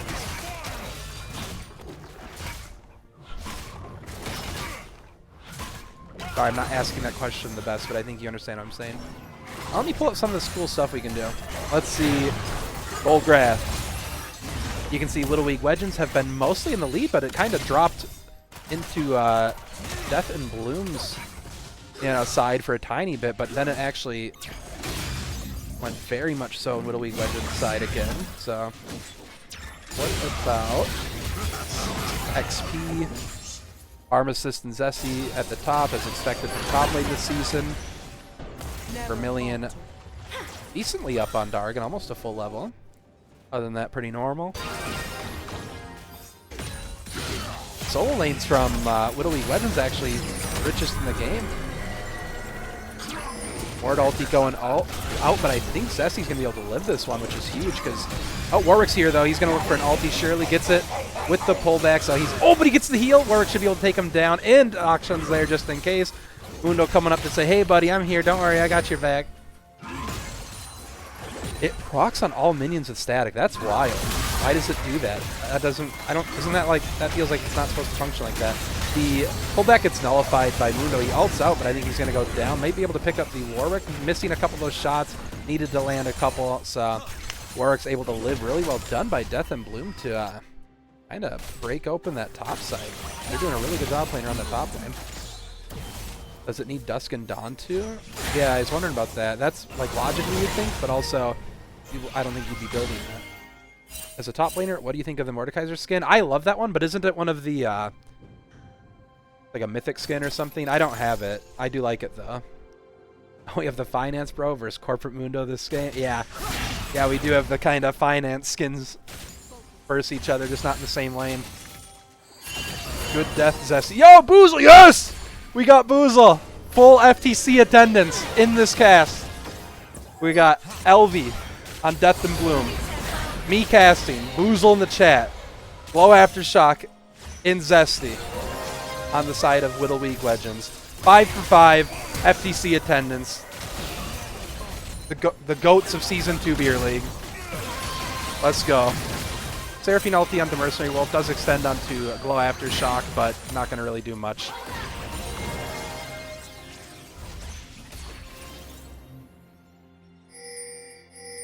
As a top laner, what do you think of Beers and the League? Dude, so sick, dude. So sick. I don't know. These are kind of interesting traps there. I feel like he's just kind of putting them wherever. Also, did I? If I did, I didn't. Oh, no. I think I should have done that forever ago. Not far enough out of there. Another 1v1 coming out in the Death Realm. Zesty needs to live. He does a nice dodge on the E in the Q. Gets a heal. He might be able to walk it out. Mercenary Wolf going in on a Hungry Hobbit. Nice flash. And ulti to live. Very well played by Hungry Hobbit. Zesty's still up here. The huge shield from the Mord. Is he going to be able to get a Q off? No, he goes down. Another 1v1 over to Armistice. And it's looking dire. He sees on the sweeper. That's a clever little, uses the Tiamat active to cancel the recall, but Oh, the whiff E. I believe Vermilion will be going down here. Nice fear. Hungry Hobbit putting in work on this Warwick. Very well done. Does have the Blades Rune King as well, too. So they do have some sort of answer besides the auction for the Dr. Mundo. Red team's turret has been destroyed.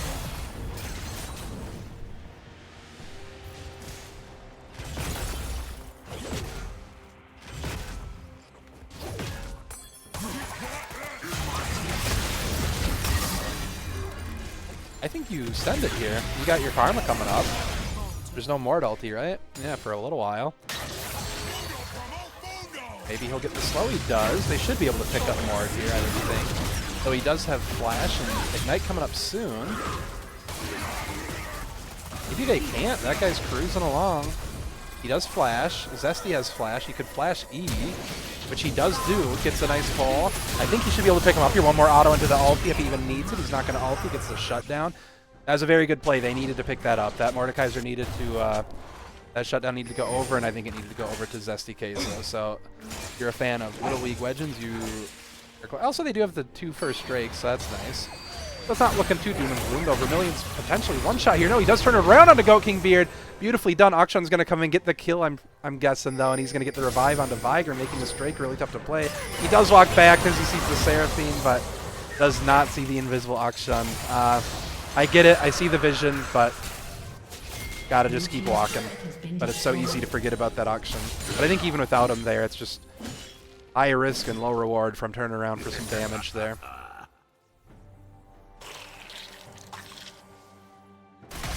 Drake goes over to Dab, but still a pretty even game. Gold lead over to Dab, Drake lead over to Little League Legends. Scaling, I don't think either side's got a clear advantage. You do have the infinite stacking of the Viger, but Little League Legends should be able to stack a good amount of MR this game, and Viger's a burst mage, so even if he does have a lot of AP, he struggles a little bit if people are able to stack that MR. So eventually he's able to power through it with, 1500 AP. Dusty is throwing this so he won't be 1 seed and lose playoffs again. I think you might be right. I didn't think about that, but he did say, I know what I need to do. I just don't know if I'm strong enough, and it turns out looking like he might be strong enough.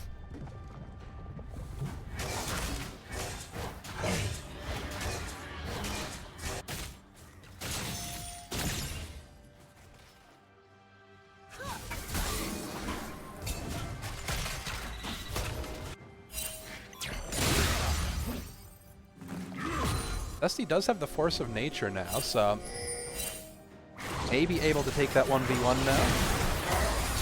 Gargan getting a little chunked out, but nothing too sketchy. He's in, but Vermilion should be safe there. This could be a big play on the side of Dab, but Seraphine here to counter gank. A really nice ulti again from Hungry Hobbit, doing hit value constantly. This Warwick, all this Ichiku running. Looks like he's able to get out, but oh, Zesty Queso does get the reset. He might be able to actually get a few of them here. Yeah, he does. But oh my god, Zesty Queso's going nuts. He said, nah, I'm actually okay being first seed. Oh, he's ghosting. He's going to get the heal. They're actually going to be able to turn this around and harvest this as well. He's got another reset, I think, but maybe not. But I think he's going to get the heal. This is so close, but I think Harvest will go down. Zesty with the unofficial Quadra, and that swings it back into Little League Legends' favor. This is one of the highest, if not the highest rated player point-wise in the Light League, and he's showing up when it's needed. Nah, I'd win. He's him. Yeah. Love that guy. Been playing some Diablo 4 with Zesty. Got him back into it because a new expansion came out. So if anyone else wants to play that, hit me up. Game's a lot better after the expansions came out. Kinda sucked on launch after the story. I do be yapping about just about anything. You're in, actually? Oh yeah, because you're playing right now. Actually, that's right. I was just talking whenever. 2 weeks or whatever. Whatever it was, anyways. When you were grinding solo queue, Olivia was saying you still play some Diablo 3, which I do like Diablo 3, but I think I like 4 more now that they've made the end game a lot better. When it came out, it was kind of boring after, like, you'd get to end game and I felt like there just wasn't much to do. But now there's a lot, and they Made a cool mechanic with the war plans. So there's kind of gives you a little more variety when you get to end games. Zesty looking for a trade here. Has double buffs, gets the stride breaker onto Harmless. Early W from the Mordekaiser. I believe Zesty should win this all in. Gets ulted, but I don't know if that's the 1v1 you want to take. Hungry Hobbit was coming up to help, but now he can't because he's in the death realm. Gets the dunk, but Harmless might actually do this, but he's going to get queued down. Oh, the fear from Warwick, but they pick him up. Mercenary Wolf and Hungry Hobbit in the 1v1, but he does have that Blade of the Ruin King and the double buffs to help him out here. He surely wins this, and his team's walking up to help. Mercenary Wolf's teammates are coming up. He should be able to Mundo ulti and live. Pichiku here to help. There's support jungler 2v2, but we've got the Arch-Elector, Nomad Putter, I believe now, coming in as well. So, Glow Aftershock, it was the third name, almost had it right. Playing Magic and ARPGs, talking my language. You too? Dude, we gotta get some. Hit me up. Granted, I've got a small clan on Diablo, and clans mean nothing in that game, but it's just me and my other dumbass friends. I want to get Tom Bone Garud, if you guys know him from Beer League, back into Diablo 4. He played a little on launch, I believe, and he's very into Path of Exile. He's very good at it, but I want him to try. I want him to try Diablo 4 again now that it's a bit better. I really like the new expansion. I thought they've done good with the story on 4. Yeah, agreed. On launch, you would get through the story, and then the end game just kind of sucked after like you said, like 4 hours of end game, and I was like, okay, I think I'm good. But they've been doing a really good job since Vessel of Hatred came out. Pichiku getting stunned up by the cage, goes down. I don't know if they can take this fight anymore, but getting charmed in, so they're going to have to. Mercenary Wolf says, tank that for me, thank you, Zara. Don't get me started on PoE. Let's go. Duba! How's it going, brother? Nice double kill from Vermilion. Zesty Queso getting the flash pull onto Dark, and he flashes out. Gets the dunk, but with the passive shield, not going to be enough to take him down. I think without that, he might have bled, but nice play by Auction to get out. Dang, you guys are at around 10k. Or, okay.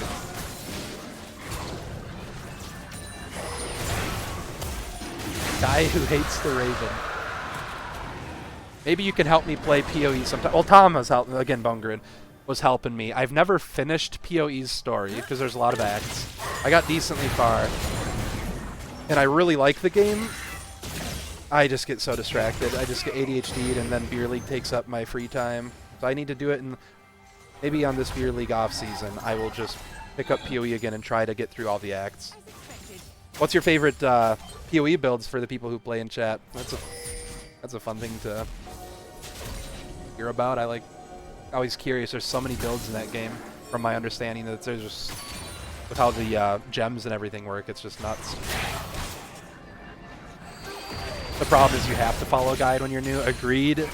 You could try to like freestyle it, but I feel like you're just not going to be able to clear all the acts. Flicker Blade or Bone Shatter? How do those work?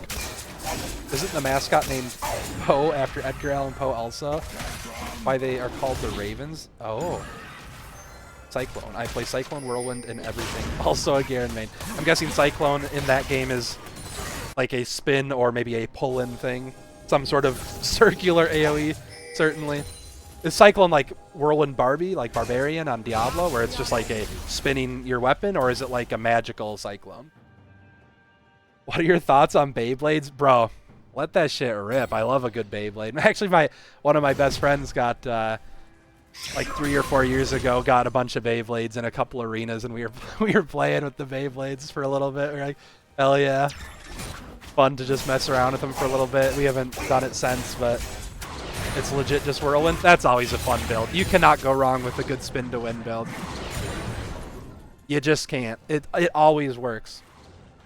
I was actually thinking about rolling a Whirlwind Barbie on this season of Diablo 4. I'm going to hold that thought. Vermilion getting ulted. I'm assuming he's going to go down, but he does actually dodge out on all of this. He's got some happy speed. He might be able to walk it out. Well played. And he dodges the flash, or the Q flash. Harmless is actually getting low. Completely outplayed by Vermilion. Well done. Armistice has had a really good series, but yeah, kind of got his ankles broke on that one, unfortunately.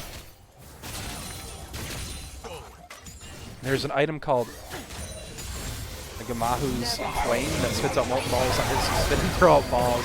Hell yeah. Another nice Seraphine ulti, charming the Caitlyn, and surely going to go down. Gets a shutdown for the Viger. Gets more AP. Mundo on the flank here. They're looking to collapse on this. They could. Mordekaiser's still dead for a while, so it is a good fight for them potentially. Hungry Hobbit getting ran down here. He will go down, and it is tough to play Warwick in these late game team fights in these more organized games. A nice pull onto Dargan, will go down. 2 minutes on Drake, so it's either going to be Baron or just get some prio on the map. Flicker Blade is you teleport around the screen at 1 million miles per hour, and Bone Shatters, you hit people so hard, their bones literally shatter. It sounds like 2 builds I would be about. What class do you normally run in Ascendancy for those builds? Balls. Big balls. Got some of these XP graphs. Top laners, of course, at the top. Darg and OO up there now, though. I mean, pretty much even with Vermilion. Nothing too interesting there. But the solo laners of Whittleweed Legends still at the top of the gold chart, which is what you want to see if you're a Whittleweed Legend fan. Marauder and usually Jug. What does Jug do for Ascendancy? I'm not super familiar with those.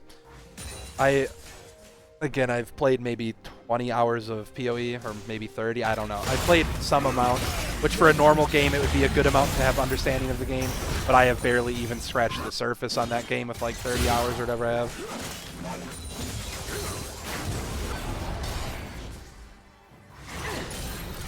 I always like summon builds in games. I had often played Necromancer all the way back on Diablo 2.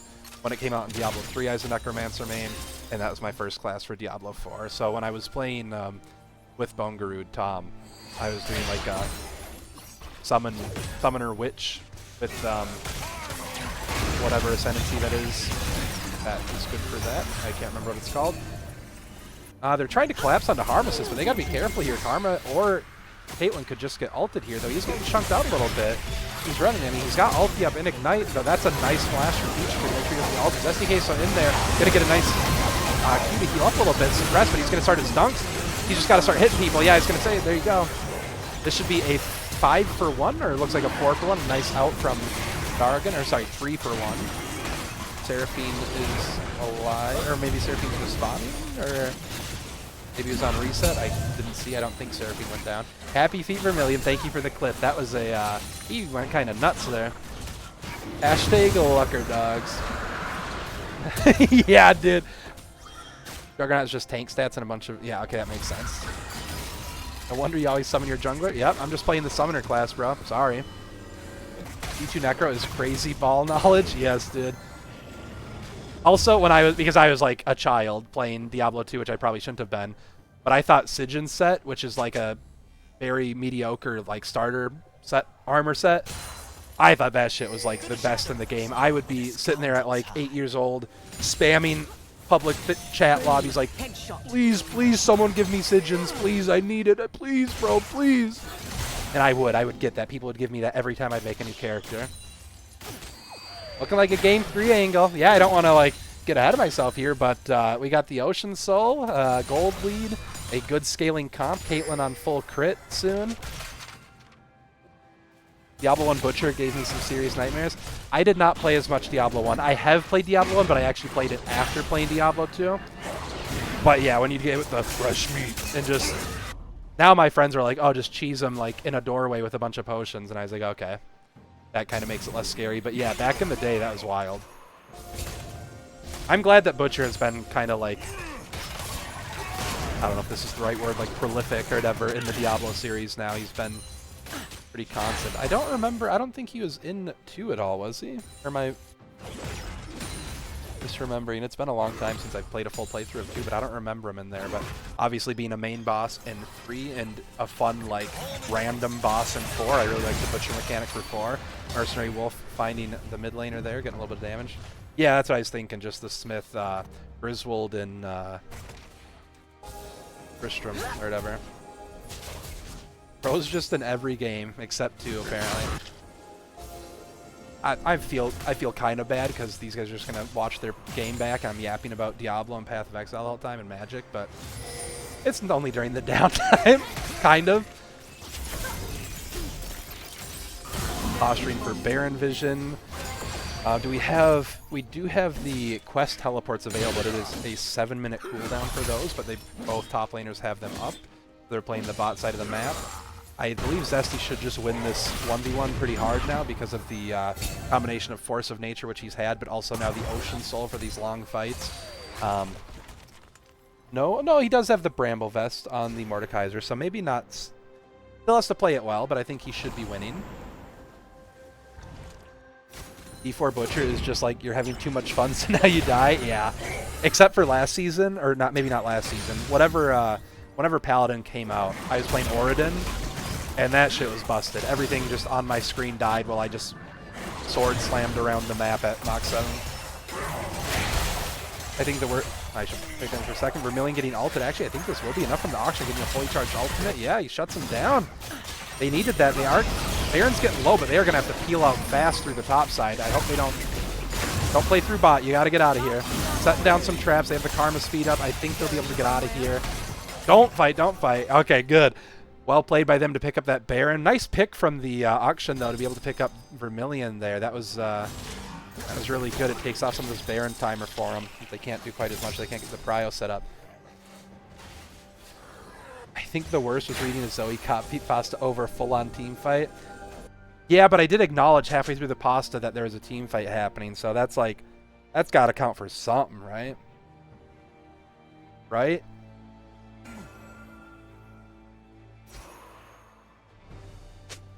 Stay hydrated, everybody. Important.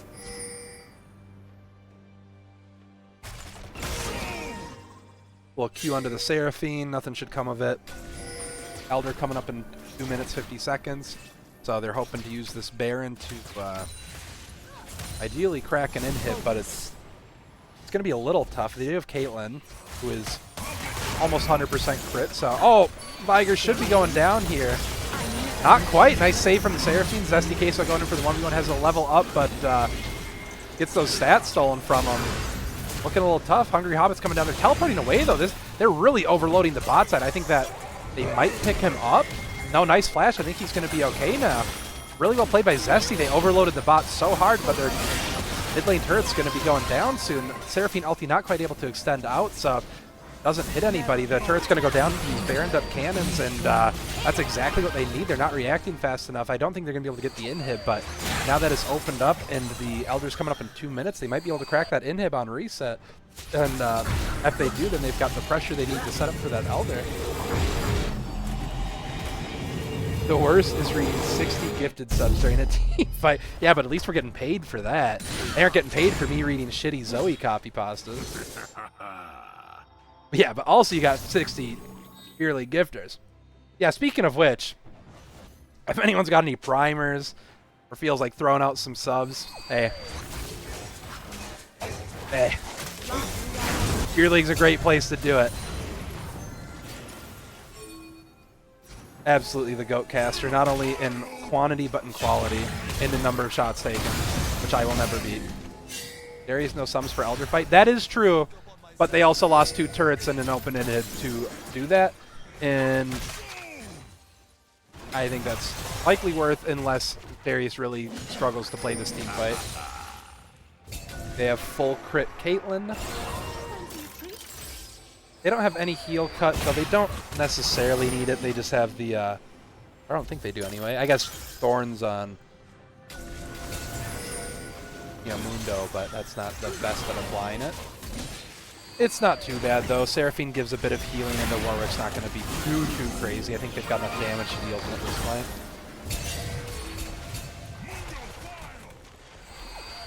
They did chunk out the Pichaku on the Karma here, but he's able to pick up some plant. They've got the Ocean Soul. The longer this, Elder Dragon dance goes on, the better for the team with Ocean Soul. Ocean Soul and Xerath and Caitlyn, so they're happy to just keep this going. They say, yeah, don't commit. Let's just keep this going. Going to be able to passive walk through that cage, and they're slowly getting poked out. I mean, there's not much they can do about this. I think they just have to try to hard commit. Well, that's something to do about it. Glow Aftershock steps up a little bit too far and immediately gets punished by the one-shot from Viger. They are chunked out enough where they might not be willing to take the fight. A beautiful pull onto Hungry Hobbit, who's going to be able to ulti, though. They don't have the healing cut quite there, though. Oh, they're not able to burst the Pichaku barely lives, though. If he's able to get a RW off on a Mantra W on the Karma. That's going to be huge. Xerath lighting up Viger, going to be able to take him down. Well played by Ben. In on the Akshan. He's got one more, able to lower the Seraphine. Harmless going in. I believe he has not ulted yet. Takes in Pichiku into the Death Realm, who's playing that well. Zesticates on the back line, going to be able to take down Dargan. Oh, misses the pull! Maybe the bleed does it. Pichiku is... I mean, it is tough to kill Karma, especially with Ocean Soul. That champion deceptively tanky with her ult W and her shield, so... Tough, though. Mordekaiser thinks it's a freebie ulti onto the Karma, tries to take her out of the fight. Not able to finish her off, and now Elder's going over. That in-hit actually went down just from Winions in the mid lane. It's looking good for Whittle League Legends and looking good for a Bronze Scrapes into Game 3. Looks like Darius was able to pilot that fight without the sums, so that's nice if you're a Whittle League Legends fan. Though the Ocean Soul certainly helps. They were able to play that fight out even with Caitlyn getting one shot, so that's kind of a bad sign for Beth and Bloom.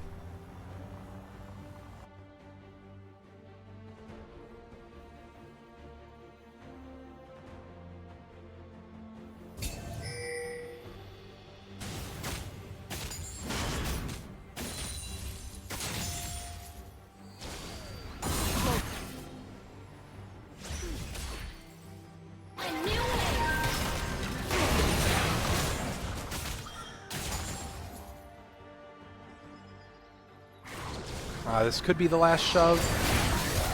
They got the Elder buff.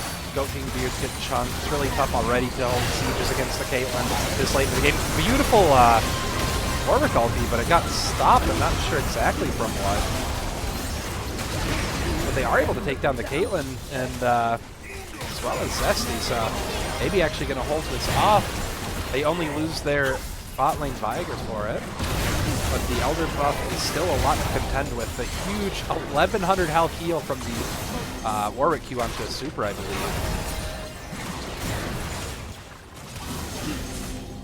They have the Elder, they have the Ocean, they're feeling alright to keep going.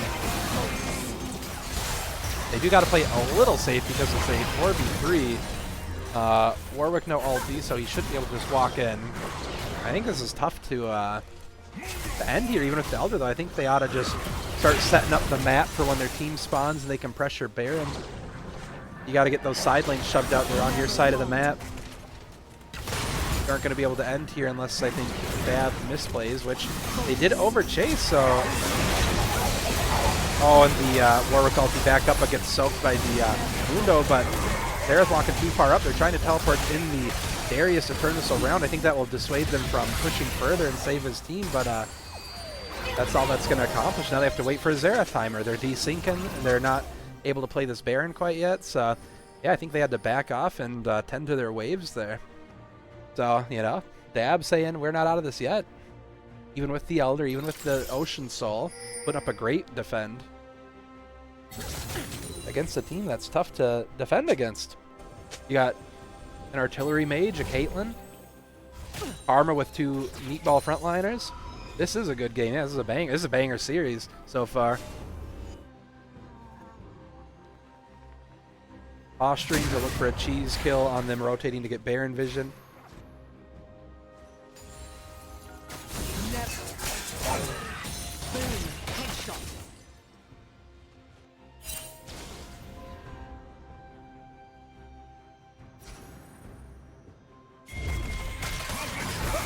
They are going for it. Xerath's back up, teleporting in. No reaction yet from Death and Bloom. I believe they're given this one. I feel like they could have maybe contested, but it would also have been tough. You'd have had to walk into a team that is very tough to walk into with the Caitlyn traps, the Xerath. It's tough, so I don't blame them. Might be easier to take a fight into the Baron in your base.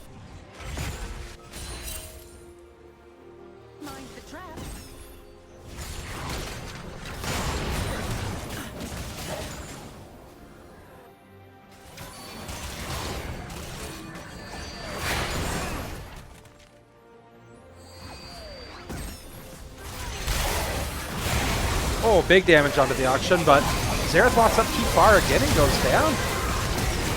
And now Karma's going down too because they're trying to help. And Harmesis going in ulting the Caitlyn. This is going to be another good hold, I think. I don't think they're able to take this now. You have two of the longest range carries. They don't got to be walking up like that. They get the Baron and immediately get kind of wiped. Like, really well played by Dab, but WWW has to... Little Weak Legends cannot be walking up like that if you're a long-range Xerath. Especially when you've got Darius Mundo, a level 20 Darius and a level 18 Mundo, like, with Ocean Soul, like, you cannot be getting Warwick ulted in that situation as the Xerath. Looking for a little bit of trade on the Hungry Hobbit, but nothing will come of it. Kate Xerath Karma. Yeah, you've got just a ton of range to play with and a lot of zoning. And we're like frontlining on Xerath, which I'm not going to harp on it too much. He knows he messed up, I'm sure, but that's tough. They're actually getting a counter shove now. They have to just staunch the bleeding here, wait another 5 seconds for their full team to be up, and they need to play this smart. They need to, I think, try to retake middle inhib, and then start playing for the side inhibs, and just trying to get the triple inhib into slow end. It's boring, but this is what happens when you try to overextend yourself and not play the smart, safe game. I mean, IQ sometimes throughout all of the seasons, IQ has gotten crap for this, where we play slow or whatever, but this is the risk of not doing that. They had a guaranteed win almost, and now it's a close game. Yeah, I mean, another beautiful Seraphine ulti. They're able to walk it out. I think they're going to be fine, but, like, that almost was another turnaround. So, yeah, this is still a close game, and it kind of had no rights to be. You think Dab outscales with Viger? I do agree. And Viger is at how many stacks? 388, so let's look at what his AP is actually looking like.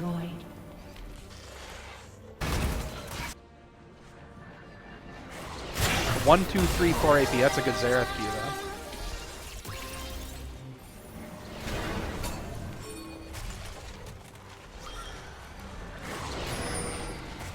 Some posturing around the Drake, but again, assuming no one mispositions, this should be a good situation for Little League Legends because they have the Ocean Soul, they've got Xerath, they've got Caitlyn. They should love this situation. Caitlyn's just ending the game, though, actually. So now they're in a tough situation. They're going to force this fight, just let Caitlyn end. That's a really good call from Little League Legends. Even if they win the fight here, the game's just over. They're trying to force it because Little League Legends is just going to stop the backs, but Caitlyn's just ending the game. Yeah, it's over. A great call from Little League Legends to just go, hey, we're going to do this dance. They're not going to expect the Caitlyn to randomly just be hitting their base. Sees the wave, sees the supers from mid. Well done. And I'm getting an ARAM Mayhem invite, so I'm actually sorry about Game 3, guys. It's not getting casted. You don't pass up an ARAM Mayhem invite. No, sorry. Run no quick, that's not happening.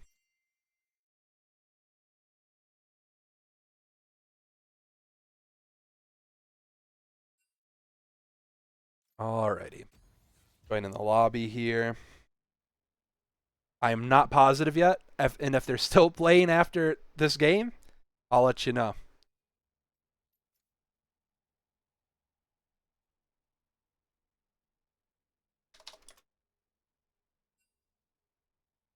Alrighty. Rafter.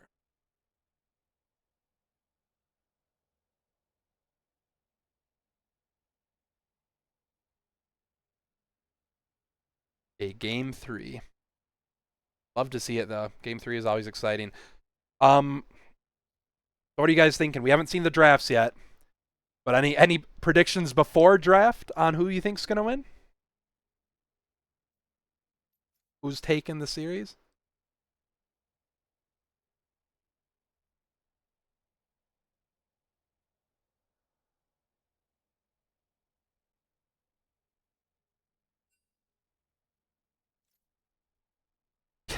I'm not thinking. Whoever takes Ash, true. Base take. Champion's gross.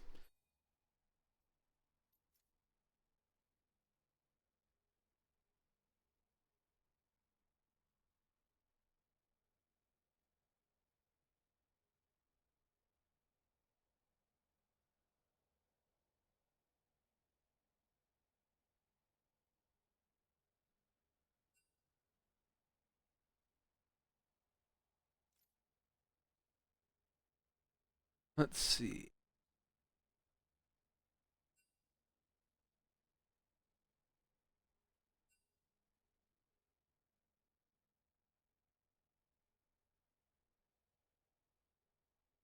On what side? Whittleweed Wedgens on blue side for the first time. And let me fix some stuff.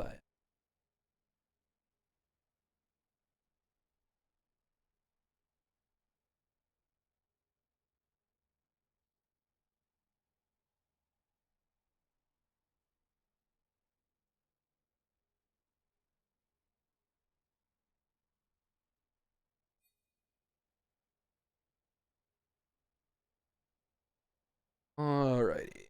Should be good. Oh, I didn't see that. Sadly need to go to bed. Good night. No worries, brother. Thanks for helping me get set up today. I really appreciate it. Appreciate you. Have a good night. I hope you sleep well. I think Whittleweed Wedgens players are up way past their bed. Yeah, I think so.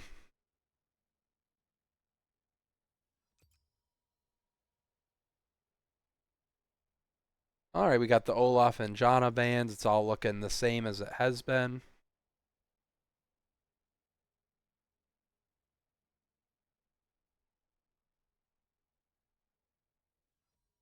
Yasuo.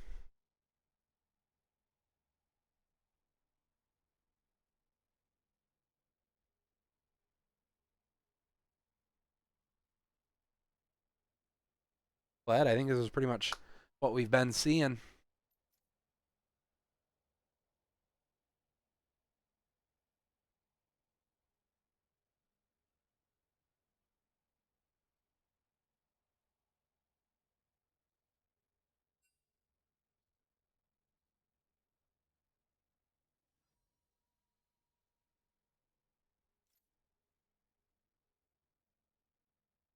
Nocturne, that's different. I don't think we've seen that yet for a ban, or obviously a pick, but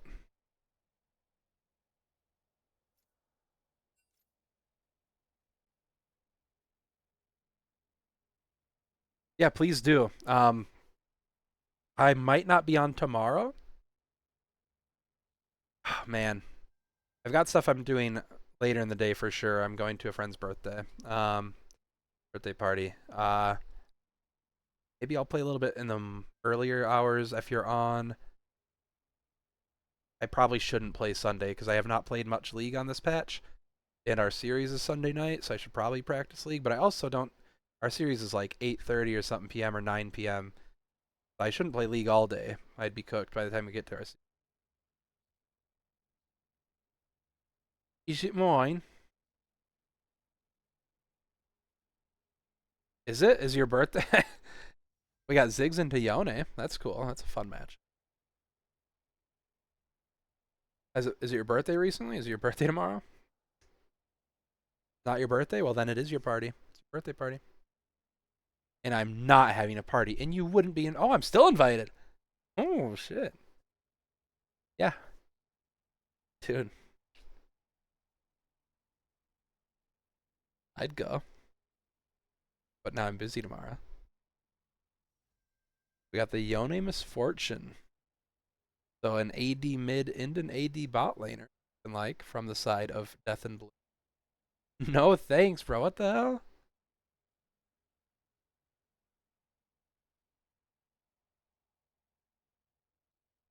I would like to see Jarvan with the Ziggs. They've gotten a mobile AD carry that Jarvan can keep jumping on. It's a little tough to like lock down the Yone, but that's fine. You can just keep going for Misfortune. Unless the Ziggs is bot lane. Which I mean I would still like to see Jarvan, but thought.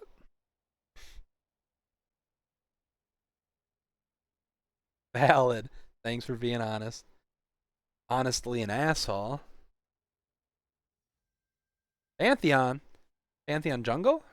Or is it Pantheon mid? Ziggs Nautilus bot, Pantheon mid? I would respect that. That'd be a really fun mid lane. And this still goes good with Jarvan jungle. I don't think their jungler plays Pantheon. I could be wrong though. But if Mercenary Wolf played Pantheon, that champion seems really, at least whenever Eric plays it, that shit seems pretty good. But Eric also plays Varus jungle and it looks good, so I don't know. Leona MF. I think Whittleweed Wedgens probably should have picked Leona over the Nautilus, to be honest. Leona's good with Misfortune, and Leona's good with Ziggs. Nautilus is good too, but Leona's good into Nautilus. So that, yeah, I don't know. I think Leona would have been good, but also I don't blame him for Nautilus. That's fine. Nautilus is good guaranteed CC. But if you just keep dropping the Leona Zigzar off cooldown on the Immobile AD carry, GG.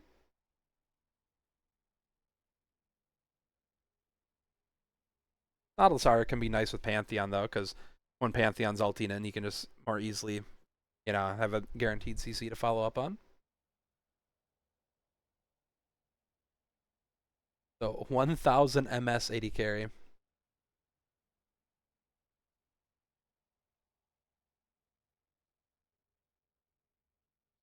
Jax and Garen bans. I'm guessing they see the Garen ban, so they ban Jax because their top laner must play Jax, and I mean Garen is a good matchup into Jax. Sense. Probably trying to cover for it because Garen would otherwise be a somewhat not too random. He's a good champion right now. Not the best blind, but he's fine. I just don't like that he doesn't offer like, he's got a silence, but other than that, he's doesn't feel like the best like comp pick. He can be though. I mean, he was played mid in pro play for a while, but that's because Garen and Nasus were just overtuned for a bit. Meta. I'm assuming we'll see jungle pick on R4 here. Garen 80, okay, that's true. You got me there. Garen 80 carry is the exception where it's always good and you can blind it as long as you've also got Yuumi support. Oh, Volibear. That's pretty good, I think. They've got a lot of good CC with the Leona Volibear, a lot of guaranteed CC. Yone can follow up with Q3s and ults. Misfortune can follow up with her ult. Not a ton of AoE CC, though, just the Leona R. Technically the E. Wani, that's pretty good. They don't really have any, like... Well, Yone normally builds Flay the Rune King, so he's decent at fighting tanks, but they don't have the best tank killing team. Volibear wins any super extended 1v1 with any tanky person, but it's got to be a 1v1. That's not going to happen too much.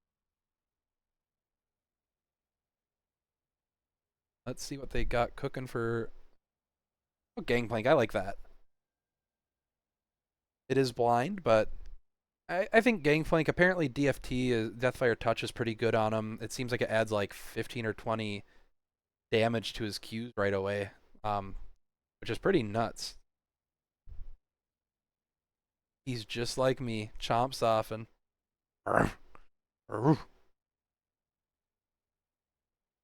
Yorick, which I think can be a tough matchup for Gangplank. You can't oranges out of the cage he puts you in, and the ghouls don't take much from the barrels. You can auto and Q them down, but if you're hitting them with the barrels, I'm pretty sure they take the much reduced AoE damage from the barrels. I don't have to play against Yorick much, but I'm fairly confident of that one. Rex.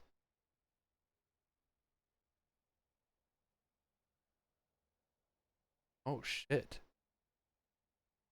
If GP is dead and Yorick controls the dead, it's GP. Gangplank can't die this game. Because it's over. Well, I mean, that's pretty damning, but who do you guys think wins with these drafts, even though Gangplank can't die or he's controlled by Yorick? EP Inlore died. Yeah, but then he came back. They said psych.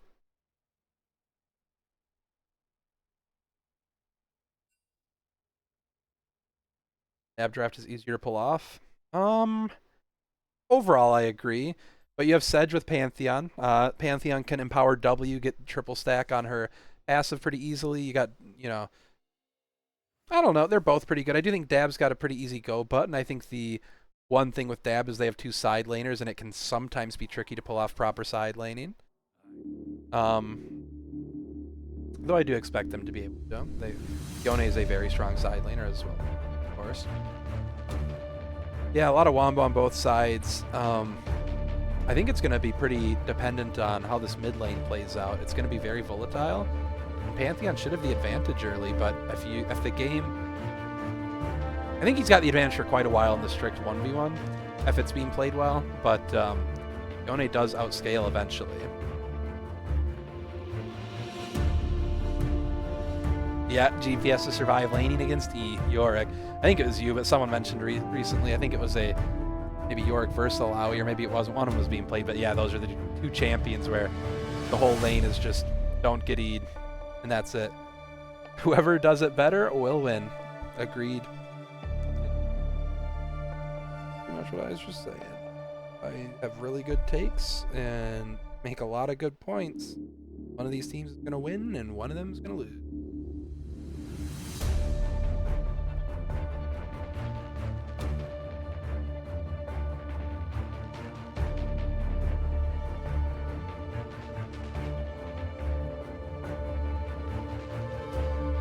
That one should be Yorick favored. I don't play much of either of those champions, so I'll take your word for it. Why is it good for Yorick? Probably ghouls again make it tough for her to get her E off, and he doesn't have that issue, maybe. Yeah, okay. Perfect. Hey, look at that. Figured it out. Sometimes brain work. Yeah, her W's got a little bit of a dash to it.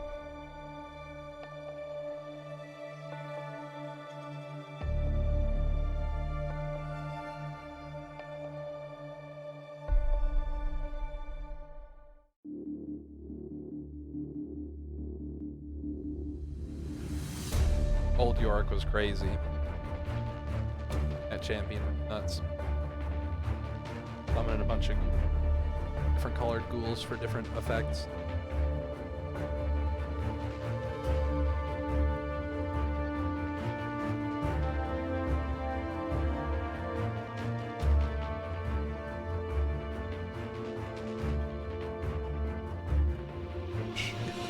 In the pet dragon? Yeah, I was gonna say old but not oldest Mord. That shit was crazy though, because if you did it right, you killed Dragon as Mord, and then you could literally just immediately walk over with Dragon to Baron, and you could solo the Baron with your Dragon Ghost. That shit was stupid. That was so dumb that they did that. They also did the Juggernaut patch right before Worlds, and all of the champions were busted, except Skarner, I think. But I think Darius, Garen, Mord were all like 100% pig ban or some shit. It was just, that Worlds was so scuffed because of that. Yeah, Juggernaut patch was very bad. All of them have been reverted except Darius, right? I think Darius was the only. Yeah, GP Fiora were also. Yeah, because the other ones were almost always banned, or were, then you would get Gangplank Fiora top lane. That was a weird Worlds.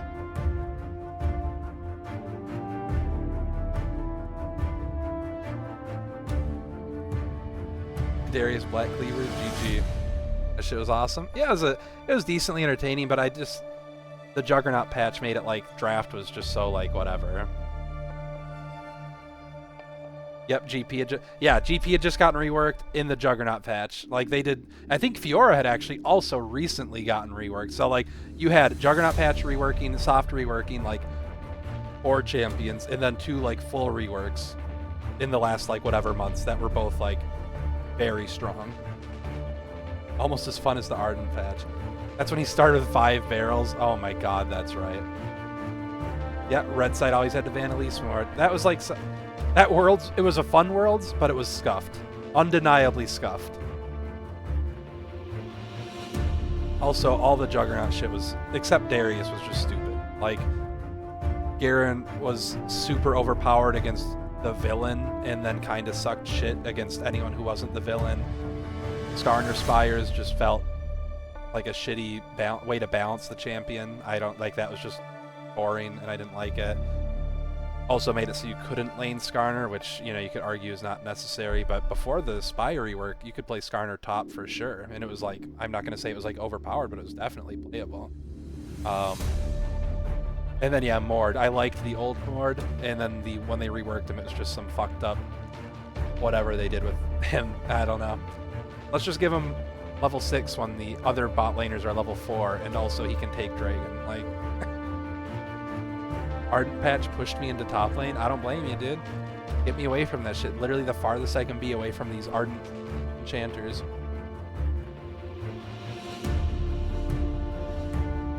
Stop playing that patch. Also don't blame you for that. It was literally just pick Lulu, pick I think Soraka, Janna. That's the big three. Who else was there? No, there had to have been Karma, maybe. I mean, any enchanter, but I think Lulu was like the big one. Yeah, he didn't lose XP. He's only melee bot lane. That's why they thought it was fine. But he got so much extra XP where he was literally hitting level 6 when everyone else was level 4, which is absurd. And then because he could just get Dragon, it's just very, very bad. I liked that they were going for it, but a bad time to do it right before Worlds. Display Scion support and rush Targon item that was a point-and-click shield. I did not have fun. Soraka, Nami, Lulu, Janna. Nami went nuts. Yeah. Yeah, Nami was good too. I thought Lulu was like super, super prevalent or whatever in Ardent meta, but maybe it was Nami. I wasn't. That's back when I would fill every game and go just absolutely demon mode with my friends and not give a shit, so.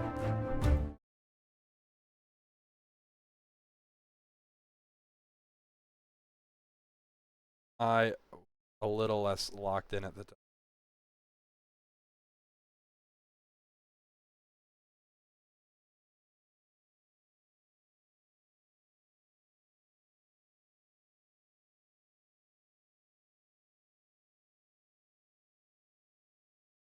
The 80 carry sup item to get support Ardent faster. Actually, though, yeah, it was not bad for... The Ardent was just so good. It was, you know, the earlier you get it, just the better. When Ornn came out, I basically... I mean, I'm sure some other people were doing it, but I basically pioneered in my low elo shit-ass group. I would make my friends play Ornn Leona bot lane with me. I didn't care which one I played. We'd both go the... tank support item because there wasn't like a downside to doing it. And when that's you know, Targon's Embrace, whatever it was, that eventually was Bulwark of the Mountain when you upgraded all the way. When that first came out, it would give you both gold, and on top of that, it would heal you both when it procced. So we were healing each other a ton, both getting a ton of gold, and just like infinite CCing people. And I genuinely think it was good. No one else was playing it, but like, obviously it kind of messed with the comp because you had 2 tanks bot lane, but like, and I was also like a gold or plat just shitter, like, and yeah, whatever, not that that's that bad. But, you know, it's like, I did not take the game seriously. I'm sure it wasn't, like, good, but, like, I had good success with it, and it was just super fun. Just super Oonga Boonga tank bot lane. Yuck. Whatever, bro. Grow up. You're just mad you didn't do it. Oh, we got the Doran's Helm. Doran's Helm feels kind of bad, though, no? You're going to get poked by GP, not all-in. Isn't that good if you're getting, like, all-in? Oh, a nice trade from the Yone here, but Pantheon trying to get some back. They're both going pretty low, though. I'm going to pull up runes quick just to... That's what I'd expect from GP. You got DFT, you got Scorch, you got Buyback, you got Triple Tonic. The only thing is I've been seeing some GPs go that primary rune page and then the secondary page going... whatever the attack speed, alacrity, whatever attack speed is, and cut down. But I think that's perfectly fine too. Aftershock, expected on Sejuani. Like, these are all pretty normal, pretty expected. I kind of like to take Mana Flow Scorch secondary on Pantheon because it lets you just spam out and it makes your Q poke a little bit better early. But that's pretty good too. What he's got. Oh, nice little trade here. An Ignite going out, but he's got to be careful. He goes to Eve to immune some of that, but doesn't want to extend that out, so Johnny was there to hover. Nice hook from Nautilus, but not too much going to come from it. Yeah, I don't know. Pretty normal runes besides that. Nothing too crazy. I shall perform your rites.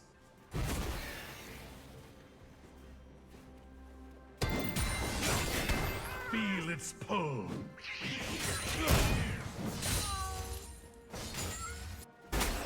Hit by the E.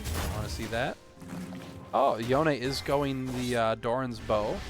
So he was more susceptible to being all-in, but he did survive that, and it does let you buy 2 potions. I think the Doran's bow is 400 gold, right? But no HP on the item. Yeah, Doran's Helm helps you knock it all in. Yeah, I suppose, since you heal from Yorick Q. I just feel like Doran's shield has to outvalue it in this matchup because you're just going to be... And he's also got Deathfire Touch, so you're going to be getting burned as well, which will keep it going a little bit longer. How many rostered subs does this team have? Apparently at least 2, because now Leona's in this shit. They're getting a good trade here. They might be able to, cancel that Misfortune back. She'll be able to walk back and get it off, but does delay it.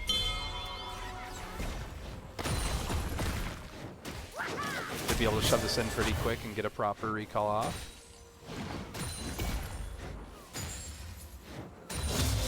+1. Hits the back, that's good. You heard Helm outscale shield quickly, but I think that was on tanks with the anal. Yeah. I think it outscales for sure, but I think the best way to scale in League of Legends is by winning your lane. And if you need the sustain from Doran's shield to win your lane, then you should probably do it and win your lane.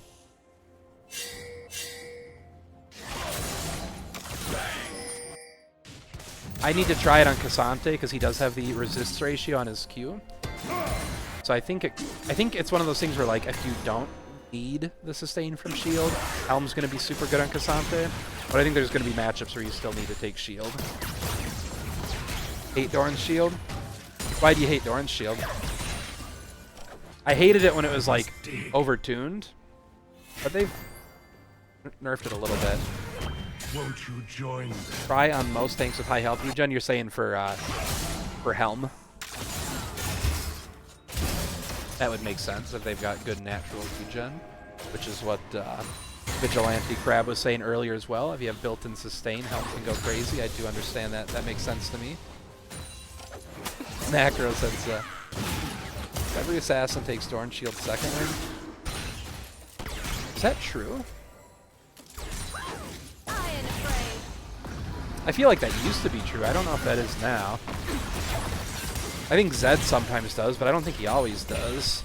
Akali can, which is a little cringe, I admit, but, like, I don't know. The thing is, if they nerf Doran's shield second win too much, then it's just going to be ranged top laners, and that's the cringiest shit in the world. So they can't nerf it too much, because then I get it's annoying, but, like, the alternative I think is worse, right? In my opinion. I'm so torn. If Little League Legends wins, we're 1 seed. It'll be funny in their 4 seed. That means they're the same side of the bracket as us.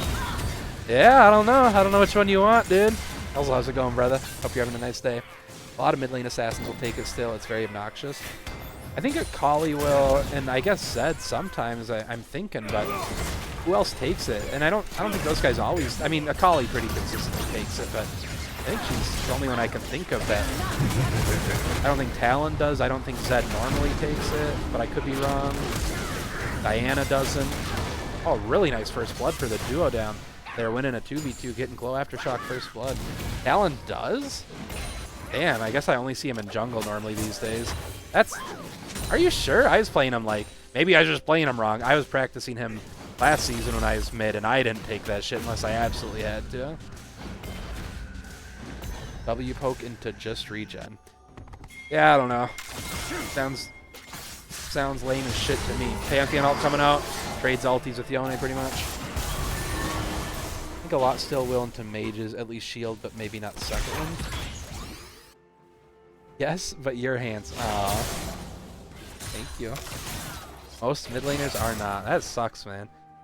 Who's picking Talon and going Doran shield second win? Yeah, bro, let me pick my Assassin's Creed character and play like a little bitch with no all-in prep. It's you they see. I also am, like, a mid lane mage player normally. I'm top lane this season, but that's because I wanted my boy Nick Blue Metal Benson to be mid. And it is annoying, but again, I think the alternative sucks because, oh, I think he might still be able to pick up Yone. Oh, getting exhausted still picks them up. Even if he dies here, that was really good for him to pick up a kill in the 1v3. Well done.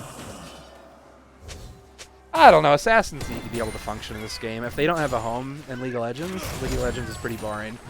They need to be able to function. So if that's what it takes for Assassins to be able to function, it is what it is, I guess. I think there's probably better ways around it. But the alternative there, too, is like, well, if they can't exist in lane because they're getting chunked out and never have... They would need to have, like, crazy all-in angles, which, like, some of them do, but you either need to be able to, like, always have threat for all-in, be able to roam like fucking crazy, and not, which is tough to do if you don't have any pressure in lane and if you're getting chunked out. I don't know. That's why I started playing Jizz. Like Fiddle, dude, Middlestick's legit the best champion in the game. Does Light League not pick their opponents? They do, but if they're 4th seed, they would be on the same side of the bracket and also not be able to pick someone else. They would meet in semifinals if they both win quarterfinals, essentially. Jungle Fizz, baby. You should try Red Fizz. It's Fizz with the red chroma. It's really strong. Assassin players should be homeless. I don't know. I think it's healthy that the game has them as a functioning class.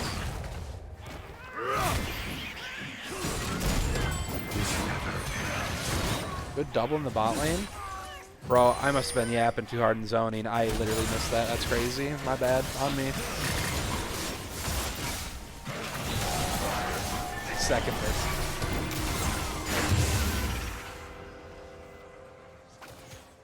Void Grubby's getting picked up by the side of Dab.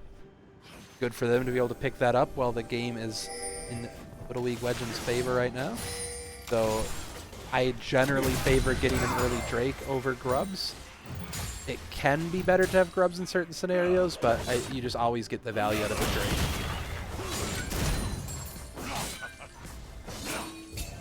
Crazy Octa kill from the Scion. Oh, Yapton, my Yapton. Can I say something? Go for it, man. I wouldn't mind if I wasn't playing against them every game. Yeah. I mean, solo queues. People just like to play because it's fun. Has a lot of agency. The immediate cancel on the MF ulti is going to go down from those Ziggs autos. Leona getting stunned up. Nice flash hook to follow up. A little bit of a whiff on the Ziggs ulti, but still enough to take them down even with the outer ring damage. Very nice play from the side of Little League Legends to get that Ziggs really in the lead now with a nice strong 5-0 early game Ziggs. Can I say something? No, I'm learning Jizz just for our matchup. I should probably stop reading that chat out loud. This is semi-professional. Grubs better first. Grubs are just so good. Pass. I love them, but I think I disagree as much as it hurts my soul to say that. I think that Drake stacking generally just plays out better in the long term. You can get the crazy plays where like you win a team fight and you're able to like 5-man with Grubs push down a lane and just go nuts. But I think it's pretty inconsistent. I think in those situations your team's already winning. You just get a little bit, you just kind of win harder, whereas the Drake is like inconsistent, like you're playing towards Soul. But, you know, I definitely respect that. I love Grubs. They give me dopamine, so I like that. Good double in the bot. Hey, I saw that one though. Grubby, in my tummy. I really gotta stop reading these chats. You guys are going crazy style. What? Grubs should give you bonus Baron damage. That'd be kind of cool. Or have the Grubs be empowered by Baron or something and last a little longer when you have it. That would be cool if they interacted with Baron for sure. Defenses they reduce from turrets is just so good. I like them. I mean, I'm certainly not a Grub hater. In fact, I've kind of been convinced to not prio them. Because my Oonga Boonga brain like when I hit turret and I do more turret damage. But I think Dragons are better. Nice CC chain coming out. Pichu should be going down. It's a really nice Q, so he might be able to lock it out, but no, he is going to go down. They are taking a lot of damage, but it is 4v2 down here. Sejuani hovering, but should just be a kill going over to the side of Death and Bloom. Flash stun going on the Glow Aftershock. If they're able to pick him up, that's huge, but this is actually going to get turned around. Well, they are able to pick up these Ziggs. That's huge. big shutdown going to Yone, who is actually going a little crazy style on it. He should go down, though, taking a lot of turret shots. Probably going to be able to run down MF because it has the Eclipse, has a lot of damage coming out. Takes down a triple kill for Yone, which he needed, or sorry, a triple kill for Pantheon because he needed. Yone just got a big shutdown, so he's getting a ton of gold. So Pantheon really wanted to be able to pick up that triple to stay competitive in that 1v1. Huge Panthy, great GP ult. Wow, wow, wow. Agreed. Well played by them all around. Armistice got to be careful here. He is trying to play out this GP range. He's going to recall here, which is smart. I don't think he should cancel this. I think if he does, it's very greedy. I would understand, though, because I've been there many times myself. He does complete that. He's teleporting back right away. Does have the completed Triforce. Both of them do. Triforce for Gangplank, not doing the Essence Reaver build. I think Triforce is good. I think it's probably, you get the extra HP, which can be important in these games where you're against a Yorick and Volibear, you know, like a duo like that can do a lot of damage to you. Essence Reaver calls to me like the Green Goblin mask, though. I like big number, so I probably would have went Essence Reaver anyways, but I think it probably would have been incorrect to do so. Leona getting a nice double ulti, but I think they're just so behind down here. It's really tough for them to play these 2v2 fights, even with a great ulti like that. Good double in the bot. What? I missed that one, dude. What the hell? Oh, I do think the, is it the Noxian advances or whatever, these tier 3 armor boots gonna go crazy this game. You're gonna have some magic damage coming out of Volibear, but otherwise it is a all AD, pretty much all auto attacker comp. So very good buy from Vermilion in the mid lane there.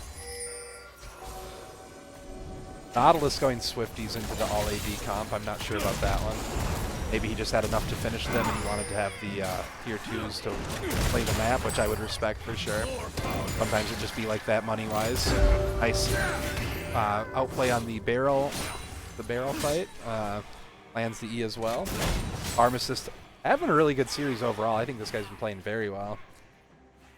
Into one of the rank-wise, again, one of, if not the highest rated player in Light League. Vermilion walking up, but that's the case. A little scared of walking up. Now Vermilion's in a situation, able to negate a lot of damage with that Pantheon. Maiden kind of going crazy. Gonna suck. Pichiku up here is gonna ulti's not gonna connect. Not even sure if he gets an assist.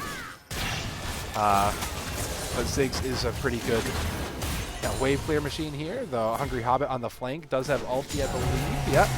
Looking for the play, gets the flash stun. I don't even know. Yeah. Just lights him up, though. The turret's back on and absolutely lighting Hungry Hobbit up. Leona's in here, too. If she gets stunned under turret, I think that they overstayed that. They overplayed that dive a little bit. Double kill to Sejuani. That probably shouldn't have happened, but happens. I've certainly misplayed plenty of dives. I will again. Now they're looking to pressure this tier 1. Oh, if that hook lands, that's probably a kill onto the Yone. True and real. Been yapping so much, I'm not sure what that is in response to, but true and real, agreed. Looking to take these Raptors away, get a little bit off the map from them. Goes for another hook onto the Yone. I think they got to start backing it up here, maybe. Don't want to get caught under this turret on their side now. Exhaust the Yone right away, but Yone's going in, stacks up that lethal tempo. Nautilus has the Aftershock, flashes out. Vermilion in it, trying to buy some space for his Nautilus. Ziggs here, getting a lot of damage out. That Ziggs is so strong at this point. Vermilion just trying to stay alive, gets the Noxian Advanced Shield into the Eclipse Shield, buys enough time, does enough damage to win out on that fight. And now Death and Blue's just been kind of off map for so long, chaining these deaths. They do get some back there, but they are kind of hemorrhaging some kills here. Very well played so far by Whittle League Legends. They're up 2 Drakes, up 5k gold. You misplayed plenty of dives. Thank you, sir. Yes, yes, chef. It took a lot of power not to type another double kill thing. Nah, just do it, man. I think you got a good thing going. And a nice solo kill from Zesty Queso there. Obviously commented all the way through that. He went Malignance! He's actually doing it! Wow. I didn't think he played APGP. Now the Triforce makes more sense. I didn't think he played APGP, so I thought I would have went Essence Reaver, but no, he absolutely should go Triforce if he's doing that. Playing very well here. Tighten out Hungry Hobbit. Yeah, he's just dead. The DFT with the DFT's already good on GP regardless, but it's very good when you're running APGP. You're wanting to get those big value ultis. Wow. Good on Zach. I think this is a good look for him that he's I mean, so far it hasn't mattered too much, but showing the versatility, being able to play that. Getting the flash stun. Might actually go down, though. Well played by Dargan to win that 1v1. I'm a jungler. Eric DMs me every time you end him, and it's often. Bro, yeah, I mean, yeah, I don't know. I don't know what to tell you. That's true when that happens, so enjoy it, I guess, dude. Wait, I thought this was a Diablo stream? Yeah, it's about to be in like 10 to 20 minutes when this one's over. When do we start fishing? In Diablo, or like, are we just gonna go on a little fishing trip IRL, bro? Get out on that boat. Hold it. Never mind. Ligma. What's Ligma, dude? What does that mean? RuneScape? I knew that, dude. I knew we were just talking about RuneScape and not like a cool fishing trip. Nice counter engage here with the Ziggs. It's so hard to get onto Ziggs. He's got so much zoning with his E and his W. This is Q doing a bunch of AoE damage. Pantheon ult's over. Little League Legends playing this very well. That GP damage was crazy. Yeah, people kind of don't. If you haven't played against APGP, you just like don't expect it, and then you're getting hit with the Maligma, ulti, and DFT, and now Dispatch, Torque Boots. Working on getting that Leandries.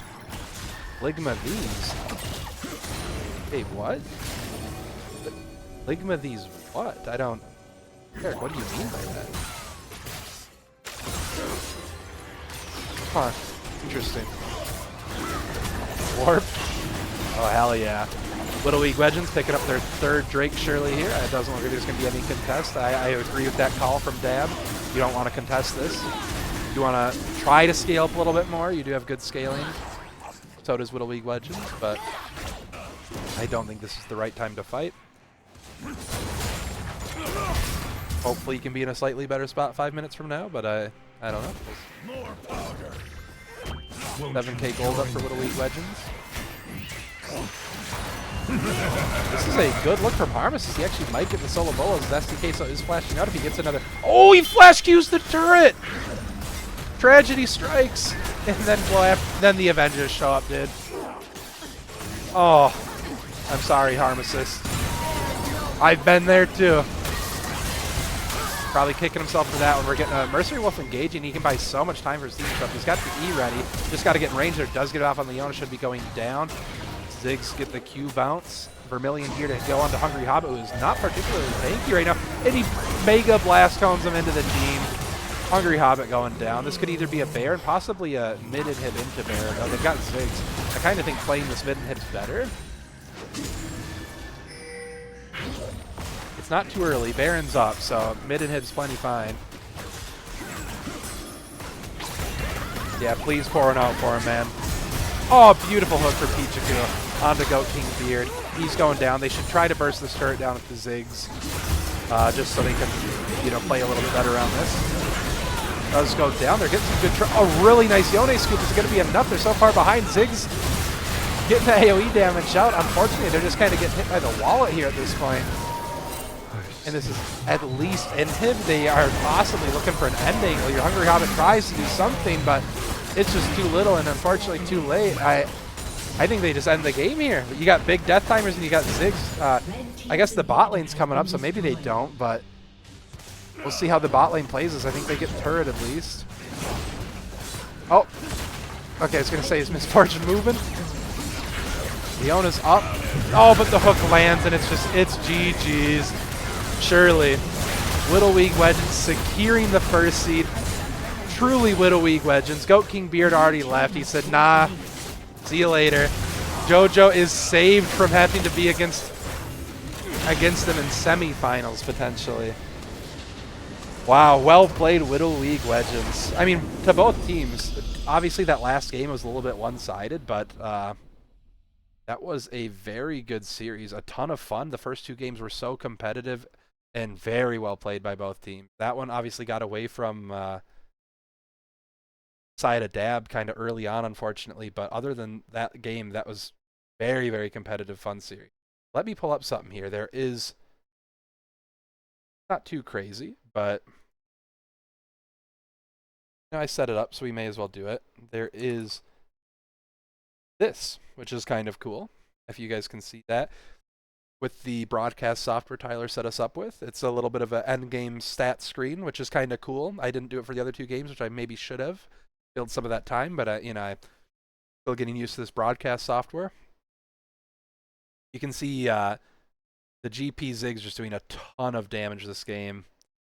7 towers to 2. That's partially Ziggs, partially the game was just so ahead. Huge 12k gold lead in a 22-minute game, 23. But yeah, kind of a stomp there for Whittle Weeg Wedge. The gold difference, just kind of a steady blue climb. Well, thanks for chatting, everybody. I appreciate it. Putting up with my yapping, helping distract me from actually casting properly. Appreciate that a lot. Hopefully it was an entertaining stream. I'll try to rein in the yapping a little bit next time, maybe. I think we caught most of the important stuff. Sorry to Whittle Weeg Wedgens and Death and Bloom for yapping over some of the cool team fights, but the way she goes, I'll see you fellas on Diablo 4 and maybe PoE, you know? See these dummies in finals. Hell yeah, dude. Godspeed. Thanks again. I love you.